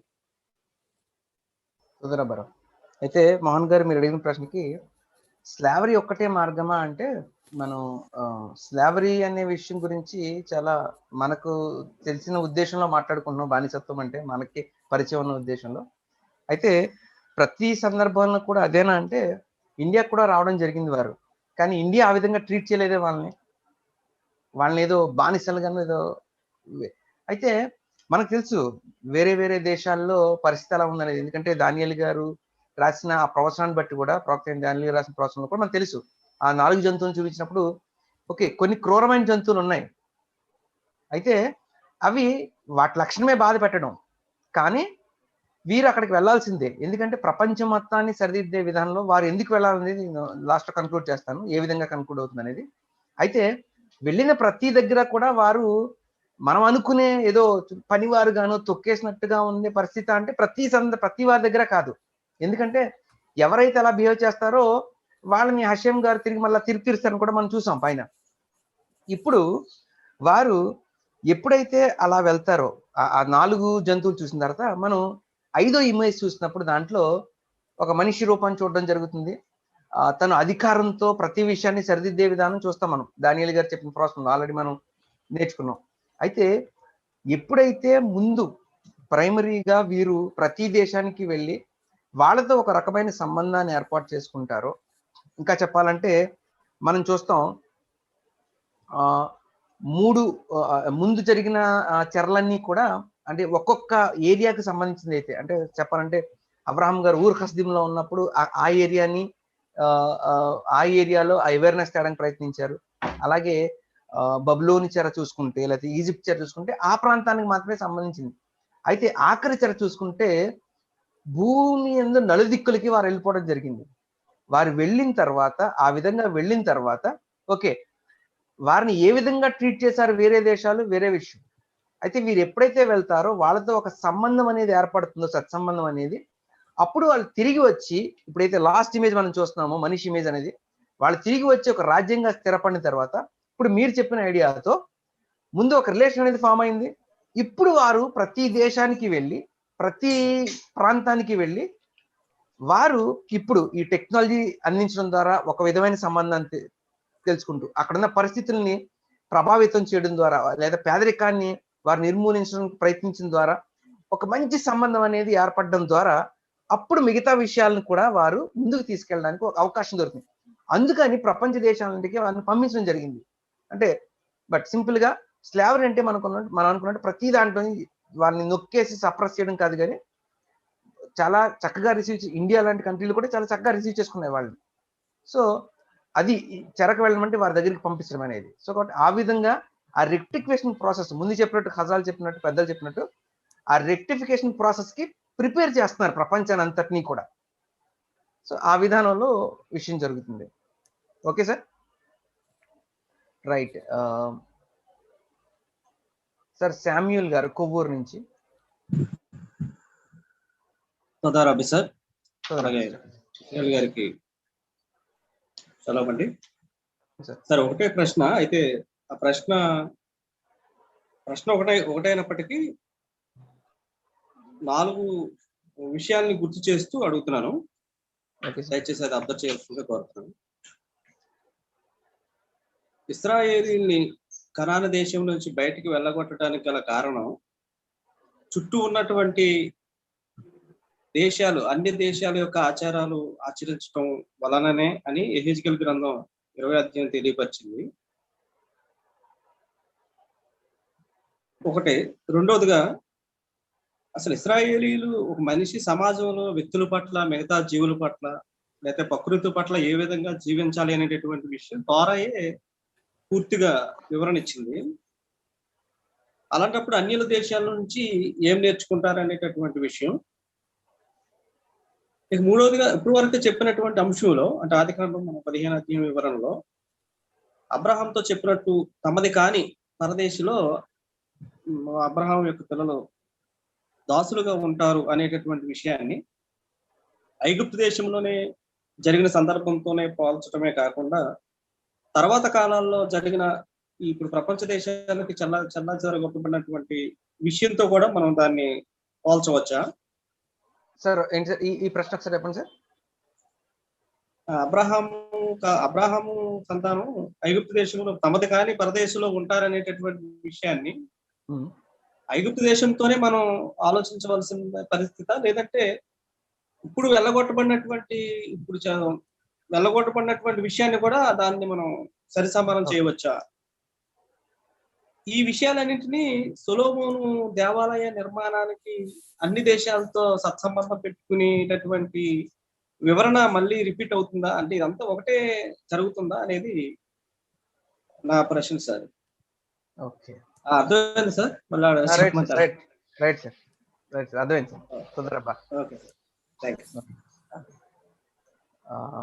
Rao, Brother Samuel is asking that there are 4 things as per his scale. Whenever Israelites gone against to Hashem, or else they go for Avodah Zarah or something else, they kicked out from the Israel. Hashem taken out from the Israel, the land of Canaan. As now you explained that no, it is already a deal done with Abraham to go for an exile. How to understand both the things? Because as per his scale, whenever they go against Hashem only removed from that land. Okay, no? Yes. And the second thing is, Israel had all the rules and regulations, how to treat the nature, how to treat with the people, how to behave with the people, everything in Torah. Then still what they learn from the other countries, because everything they had, Hashem taught everything to them, but still what they learn from the other countries. And third thing is, now as for the deal is doing with Abraham in this Bereshith 15th chapter, that your people means this is in that 14th verse. One second. Okay. Right.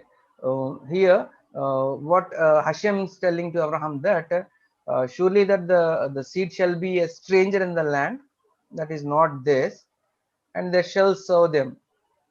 So is Hashem is specifically telling to Abraham that it is about the Egypt exile, or today also it will apply? Is it applied today also, or else he is specifically mentioning he is specifically telling about the Egyptian exile? And the fourth thing is, when they build the Solomon temple at that time, they especially they dedicated to the entire world. And the Solomon they built the temple, and they had a great relations with the all the countries at that time. And nowadays, if you build the third temple, it will apply the same thing? They will build the temple with all concern of all the countries? I'm sorry, what was the last sentence you said? If nowadays we will build the temple, they will take all the means what you can say, they will take all the acceptance of all the countries, acceptance, or maybe all the people will come to one decision to build the temple.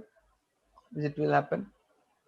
Do you mean okay, do you mean asking whether all the nation will contribute for the building of the temple? Yes. Okay, I see. Yeah. Okay. Yes, sir. Okay. Okay. Very good questions from Mr. Samuel Garou. I'm not sure we have the time to answer all of that because we didn't get back to Dr. Yaakov Garou and Rabbi Yoshua for announcements, and I don't know if there are any self-declarations for today. So if there are not, we can continue with Yeah, no, some I'll ask. Sir, Okay. ఏమన్నా declarations ఉన్నాయి sir ఈరోజు యాకోబ్ sir Rav, there is, but I asked in the early hours that is it possible? You said already. It may be discussed later. Okay Sure. Yeah, you can continue, please. Okay. There are several questions. One 10 questions are pending now. If you answer in a short period, short answers may be possible. Yeah, Okay. yes, pending questions are there. A lot of questions are there. Okay, you know what? I can try to answer current questions by Samuel Garou, and maybe we can start the next class with more questions, or Israel Garou, if you want to. Yeah, take more questions. yeah, there are few more questions are there. Few more hands Okay. raised. I'll take the questions. Yes. Pastor, sorry, I missed. No, just he raised the hand.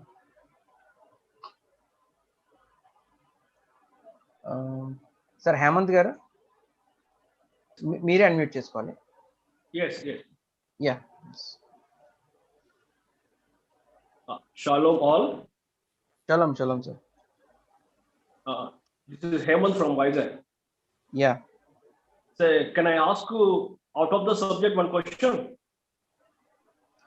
Okay sir, you can try maybe.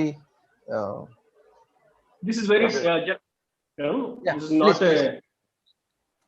So basically I'm a biblical teacher in Exile. Last year I'm trying to visit Israel to learn more about Torah in in-depth studies, but due to COVID I was unable to move here. So I am looking forward to next year trying to visit Israel to learn more about Torah. So there is any chance to visit? What is the right time to visit Israel? And can you provide some material or teachings? Is possible or not? Okay. Right, sir. By the way, I'm also from Visakhapatnam. I'll stay in Okay. Visakhapatnam. Yes. Right. Maybe. That motto only biblical studies. Yeah. Okay. Regarding maybe Israel, maybe Rabbi will answer. And about the studies and whatever will provide everything, you can contact Mr. Yacobi. He's the Indian representative for the Brit Olam. So he'll give the entire information. Right. This is right. Yeah. Please. So everybody have zeal to learn more about Torah. So in-depth studies. Actually, we don't know proper teaching. We don't have proper teachings. Not only that, we don't know about Torah, what is the truth or what is the right way of teaching. So I'm planning to learn more. So next year, it is possible or not. Yeah. Okay, sir. I'll ask the question. Rao, maybe you can answer for what is the right time to visit Israel to learn Torah? Maybe Bezat Hashem next year, if everything is okay. It is very better to personal interactive. Yeah. Yes. Okay. Yes. First of all, well, I think it's very nice, and I'm very glad to hear this passion of learning Torah, learning the Bible. That's one of the best thing anyone can do and should do everywhere. I think we can try to help you perhaps in a private manner, like privately, to refer to the ones who can help and assist you about that. There's as Israel Garu mentioned, Dr. Yaakov Garu is a representative of Brit Olam, and Rav Yoshua also is taking care of that. So we will be glad to be in contact privately and try to see how best we can help you about that. And I think, well, in general, we have this class of Torah. We have many other classes of Torah. I'm sure it's visible to find. It's easy to find out the other classes, and there are all kinds of projects of Brit Olam that can be interesting even outside. We are the India department of Brit Olam. There is also the English department of Brit Olam with many courses and programs. So again, we can do it also in a private. So we'll be glad to help in the future.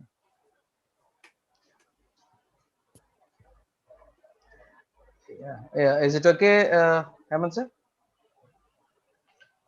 Wait 1 second. I'll unmute you. Yes. Is it fine, sir? Yeah. Yeah. I'm satisfied. Thank you for your valuable information and time. Yeah. You may contact Mr. Yaakov Yakri for all the details. What are the classes is running every. Thank you. Right. Right. And of course, everyone are welcome to come to Israel. Just under the current circumstances, it's very difficult, which why we work hard about it. Coming to India is also difficult nowadays, but hopefully everything will be for the good, for the better, and the sky will open up and soon. Yes. Bezrat Hashem. Right. Okay. ఇంకా ఎవరైనా ప్రశ్న ఉంటే దయచేసి hand raise చేయొచ్చు. ఇందాక ఒకరు rice చేశారు sir. Shalom Rao, some waiting questions are there. Can I ask or later you want to answer? Some questions like who are the blood relatives according to Noahide law, and we can call blood relatives if they burn to one father. Okay, I see. Okay, I think you mean the questions that we had in the list. Yes. So maybe I can suggest if we already have these questions in the list, so we can save them and see, because I think Israel Garu mentioned there are some additional questions to take, so we can take them and perhaps try to answer all of them at the beginning of next class. Okay. No, it's over, Rao. It's over. No, there's no questions except that Samuel's question. Okay. Maybe we had 10 minutes, I think. So according to that, you may answer now, or maybe you can start the next class with the questions. Okay, let's. I see Rabbi Yoshua is with us. Let's consult Rabbi Yoshua. What do you think? There are Okay.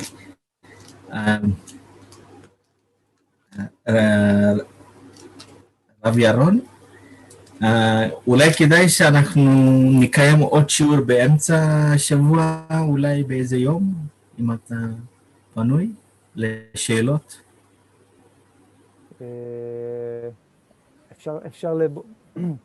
אפשר לראות אם מסתדר, או שמקסימום מוסיפים עוד חצי שעה בשיעור הבא או משהו כזה. אז אם אפשר, אז באמצע השבוע אולי לשאלות, אז אומרים שיש יותר שאלות, אז נשמח מאוד. גם יש הרבה שאלות לגבי סידור וכל מיני שאלות, ואנחנו נעשה אולי איזה כן. שהוא באמצע או שבוע הבא, כמו שאמרת. אז אני פשוט... בסדר. אני... נדבר, כן, נדבר על איך הכי טוב. אז, כן, בבקשה. אז אוקיי, אז נראה כבר איך הכי מתאים, אז עכשיו אני חושב שאפשר להמשיך, אם יש לכם הודעות או משהו, אפשר להמשיך וכבר אפשר לסיים עכשיו ונמשיך. לא, יש כמה הודעות, אולי... כן, בסדר. נסיים. תודה רבה. תודה רבה, Anil గారు, Israel గారు. తొందర రబ్బా rabi Yaron. అందరికీ shalom. మనకి ఈ వారంలో ఒక ప్రత్యేకమైన class ఉంటుంది. అంటే హగ్గాయి గారి గ్రంథాన్ని మొదటి అధ్యాయాన్ని పూర్తి స్టడీ చేయటం పూర్తి చేసాం. అధ్యయనం చేయటం పూర్తి జరిగింది ఒక అధ్యాయము. అయితే పూర్తి చేసాం కాబట్టి పార్టీ లాగా సియూం అంటాం దాన్ని మంగళవారం అందరికీ ఆహ్వానం. అంటే చాలా విషయాలు నేర్చుకున్న విషయాలని కొంతమంది స్టూడెంట్స్ ప్రజెంట్ చేస్తారు కాబట్టి కొన్ని విషయాలని వారికి జీవితాల్లో అన్వయించుకునే విషయాలని అలాగే అధ్యయనం యొక్క ప్రాముఖ్యత లేకపోతే అనుభూతిని పంచుకోవటం అనేది జరుగుతుంది. బేసిక్ లెవెల్లో చాలా తక్కువ సమయంలో, అంటే యాక్చువల్గా చెప్పాలంటే ఒక గ్రంథం అధ్యయనం చేయాలంటే దాదాపుగా 2 సంవత్సరాలు, అంటే వారానికి ఒకసారి క్లాస్ పెట్టుకుంటే 2 గంటల క్లాస్ పెట్టినా కూడా అది 2 సంవత్సరాలు డెఫినెట్ గా పడుతుంది. అంటే చిన్న పుస్తకం, 1 అధ్యాయం 2 అధ్యాయాల సంగతి అయినప్పటికీ బేసిక్ లెవెల్లో స్టడీ చేయటం జరిగింది. కాబట్టి శివుని మేము పండుగగా చేసుకోవటం అనేది ప్రతి కార్యక్రమం, అంటే ఇది ఆచారం కాబట్టి ఆ విధంగా చేసుకోవటం అనేది జరుగుతుంది. కాబట్టి మంగళవారం ఆ క్లాస్ ఉంటుంది. అయితే ఈ మధ్య మనం రబ్బీ ఈ రహీమి అభిఖాయ్ గారి క్లాసులు ఇంగ్లీష్లో పెట్టడం జరిగింది. అంటే కొంచెం టెక్నికల్ ప్రాబ్లమ్స్ ఇవన్నీ రావటం వల్ల దాన్ని వేరే విధానంలో పెట్టడానికి నేను ఆలోచిస్తున్నాను. ముఖ్యంగా మన ఇస్రాయల్ గారు, దెబోరా గారు చాలా హెల్ప్ చేశారు, చాలా అద్భుతంగా ట్రాన్స్లేట్ చేస్తున్నారు. అయితే ఒకవేళ అందరూ ఇష్టపడితే డెఫినెట్గా మనం తెలుగు క్లాసు దాన్ని, అంటే జరిగిన ఇంగ్లీష్ క్లాస్ని, అది చాలా మందికి అర్థం కాకపోవచ్చు. అది కాక అది చాలా విషయాలు స్పీడ్గా మాట్లాడటం వల్ల దాన్ని మళ్ళీ మళ్ళీ చూస్తే కానీ ఒకవేళ అర్థం కాకపోవచ్చు. కాబట్టి మీకు ఇంట్రెస్ట్ ఉండి ఆ విషయాలు కొన్ని తెలుసుకోవాలనే ఆసక్తి ఉంటే రబ్బీ గారిని పిలవటం, ఆయన ఇంగ్లీష్లో ఒక 2 నిమిషాలు మాట్లాడతారు, ప్రశ్నలకి జవాబులు ఇస్తారు కొన్ని ప్రశ్నలు అడిగితే. దాని తర్వాత మనం తెలుగు క్లాస్ పెట్టుకొని అదే విషయాన్ని ఇస్రాయల్ గారు మీకు ఒకవేళ అది కుదిరితే అది పెట్టినప్పుడు మనం డెఫినెట్గా ఆ క్లాస్ని తెలుగులో డిస్కస్ చేసుకొని ఇంకా ఏమైనా ప్రశ్నలు ఉంటే ఆ రబ్బీ గారిని అడగవచ్చు. ఎందుకంటే ఆయన చాలా ఎక్స్పర్ట్ కాబట్టి ఆయన దగ్గర నుంచి వినటం అనేది చాలా ప్రాముఖ్యమైన విషయం. నన్ను అడిగితే ఆయన చెప్పిన దాన్ని మనం అర్థం చేసుకోవడానికి మనం తెలుగులో ఒకవేళ పెట్టుకోవటం చేయటం మంచిది అని అడిగితే అది 1-2 క్లాసులు తర్వాత పెట్టుకుందాం. ఎందుకంటే చాలా బేసిక్గా మనం చాలా విషయాలు తెలుసుకోవాల్సిన అవసరం అయితే ఉంది. అంటే ఇస్రాయేల్, హమాస్, లేకపోతే ఇక్కడ జరిగే విషయాలు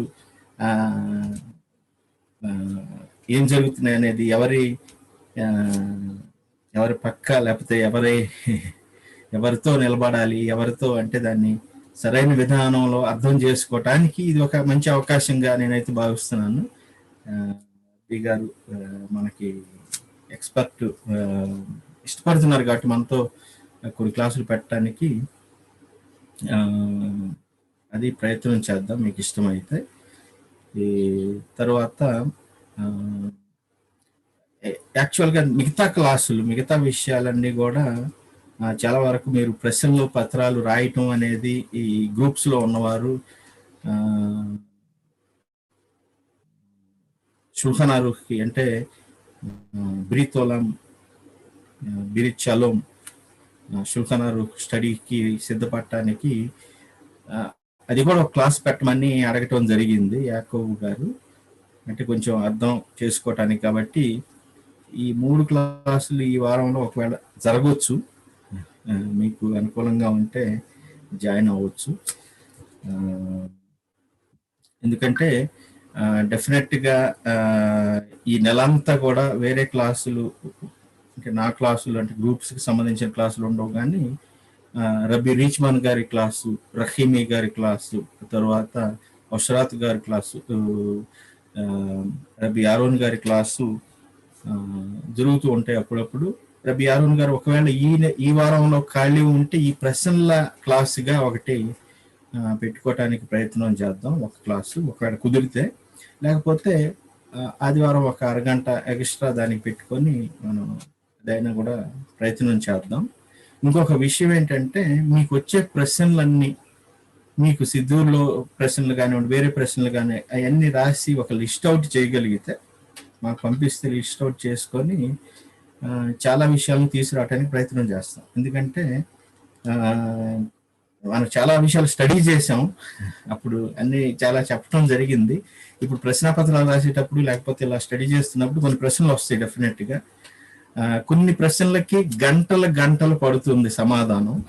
డెఫినెట్గా మీకు అర్థమవుతుంది దాన్ని. ఎందుకంటే బేసిక్ ఒక విషయం అర్థం చేసుకున్న తర్వాత రెండో విషయం అర్థం అవుతుంది, రెండో విషయం అర్థం చేసుకున్న తర్వాత మూడోది, ఆ తర్వాత మనం చెప్పే సమాధానం అందుక ఈ సమాధానం చెప్తున్నారనే కంక్లూజన్కి రాగలుగుతాం.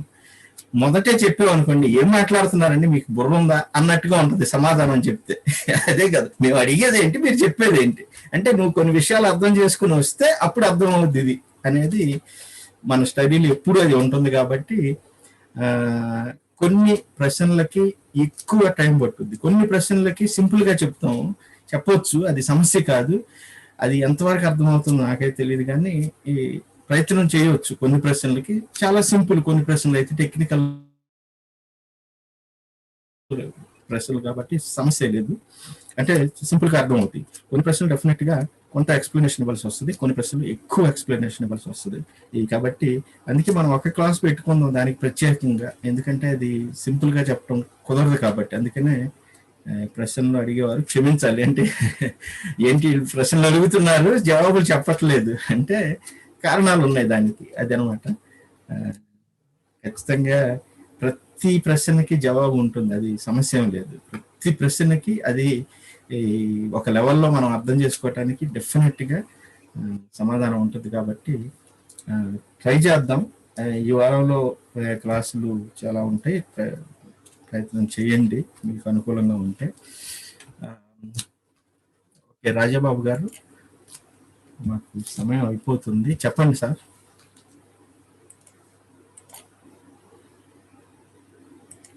హలో, చెప్పండి సార్. Shalom sir. షలోం. ఇది వరకు ఒకసారి హ్యాండ్ రైజ్ చేశాను సార్, అప్పుడు మీరు కంగారుగా ఏం మాట్లాడలేదు. ఓకే సార్, మాకు ముగ్గురికి ఇలాగ వైరస్ వచ్చింది సార్. దేవుడు మాకు స్వస్థత ఇచ్చాడండి. మీరు కోడెల దగ్గరికి వెళ్ళి ప్రార్థన చేశారు మీరందరూ. దేవుడికి మేము మా కుటుంబం అంతా కూడా ఇంకా దగ్గరగా అవ్వాలని దేవుడు మాకు ఇలా పెట్టారేమో అని మేము అనుకుంటున్నాం సార్. ఎవరికి జరగలేదు స్వస్థత, మాకు జరిగింది సార్. మేము 3 వారాలకి లేచి కూర్చున్నాం సారు, ముగ్గురం కూడాను. మా ముగ్గురికి మంచి స్వస్థత మీ అందరి ప్రార్థనల వల్ల, మా అమ్మగారి ప్రార్థనల వల్ల జరిగింది సార్. చాలా కన్నీటితో చేశారు సార్ మా కోసం. మా భర్త గారు ఏమో బ్లైండ్ అయిన సార్, దేవుడు స్వస్థత ఇచ్చారండి సార్. ముఖ్యంగా సాక్ష్యం ఏంటంటే సార్, మాకు ఎలాగ వైరస్ వచ్చిందన్న రోజు మేము కంగారు పడిపోయి ఏం చేయాలో తెలియక సార్, వేరే అతను మందుల షాప్ దగ్గరికి వెళ్ళి మందులు తెచ్చుకుందామని అనుకున్నాం సార్. డాక్టర్ని మేము వెళ్ళకోకుండా ఆ మందుల షాప్లోని ఏదో టాబ్లెట్ ఇస్తారండి సార్. దానివల్ల మళ్ళీ ఏదో కొత్త వ్యాధి వస్తుందంటే అండి, ఇవాళ నేను వార్తల్లో ఆలకించాను, అమెరికా డాక్టర్లు ఎవరో మాట్లాడారండి. అదేమోని ఆ టాబ్లెట్లు వాడిన వాళ్ళకి కంపల్సరిగా వస్తుంది, షుగర్ ఉన్న వాళ్ళు ఆ టాబ్లెట్లు వాడకూడదని అన్నారు సార్. కానీ మేము మందుల షాప్ దగ్గరికి వెళ్ళారు సార్, ఏటీఎంలో డబ్బులు రాలేదని లైన్లో నుంచున్నప్పుడు ఆ మందులు మేము తెచ్చుకోకుండా వేరే అతను ఎవరో కాలేజీలో అతను గవర్నమెంట్ ఎంప్లాయీ ఫోన్ చేసి, మీరు మందులు తెచ్చుకోకండి, అవి మంచి డాక్టర్ గారు ఉన్నారు అక్కడికి వెళ్ళండి అన్నారు సార్. మాకు ఆశయం గారు సాయం చేశారు సార్. ఇవాళ నేను ఆ మాటలు ఆలకించినప్పుడు ఆశిమ్ గారు టాబ్లెట్లు వాడుకోకుండా మాకు సహాయం చేశారు. నేను మధ్యాహ్నం నుంచి కూడా ఎంతో బాధపడుతున్నాను సార్. మీతో మాట్లాడాలని మమ్మల్ని ఇలా ఉంచినందుకు మీకు వందనాలు చెల్లించుకుంటున్నాం. ఆశిమ్ గారికి వందనాలు మా కొరకు ఎంతో మంది ప్రార్థన చేస్తున్నారు. అందరికీ వందనాలు చెల్లించుకుంటున్నాం. ఇదే సార్ మా సాక్ష్యం. సార్ ఎల్లుండి నుంచి డ్యూటీకి వెళ్తున్నారు సార్. మంగళవారం నుంచి 1వ తారీఖు నుంచి. ఎటువంటిది మళ్ళీ ఏమి తిరగైపోకుండా మళ్ళీ మీరు అందరూ కొద్దిగా ప్రార్థనలో పెట్టండి అడుగుతున్నారు. ఖచ్చితంగా మేడం. తొందరబ్బా మీరు పంచుకున్నందుకు చాలా హషేమ్కి బారు హషేమ్కి వందనాలు. ప్రార్థన చేసి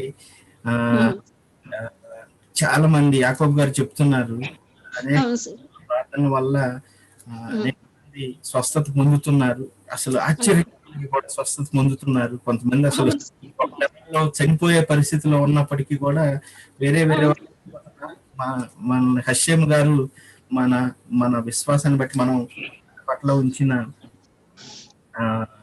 నమ్మకాన్ని బట్టి హషేమ్ గారు మనకి ఆయన నిర్ణయం ఏదైతే అది అని మనం స్వీకరించే పరిస్థితిలో ఉన్నాం కాబట్టి ఖచ్చితంగా ఆయనకి కలగాలని బారూక్ హషేమ్ చాలా వందనాలు.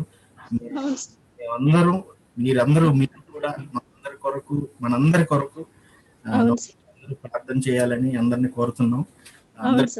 కలగాలని ఈ తోరా మార్గంలో నడుచుకుంటూ వెళ్తున్నప్పుడు ఖచ్చితంగా ఇలాంటి చాలా పరీక్షలు వస్తూ ఉంటాయి. ఇతర ఎక్కువ పరీక్షలు వస్తున్నప్పటికీ కూడా బలంగా దృఢంగా నిలబడి హషేమ్ మీద భారం వేసి ఆయన మీద నమ్మకంతో ముందుకు వెళ్ళాలి. ఆయన ఏమి నిర్ణయిస్తే అది మనం స్వీకరించే వారిగా మనం బలపడాలి. నన్ను అడిగితే సోదరబ్బా మీరు పంచుకున్న చాలా సంతోషం. బారూక్ హషేమ్ తోదారబ్బా చాలా తోదారబ్బా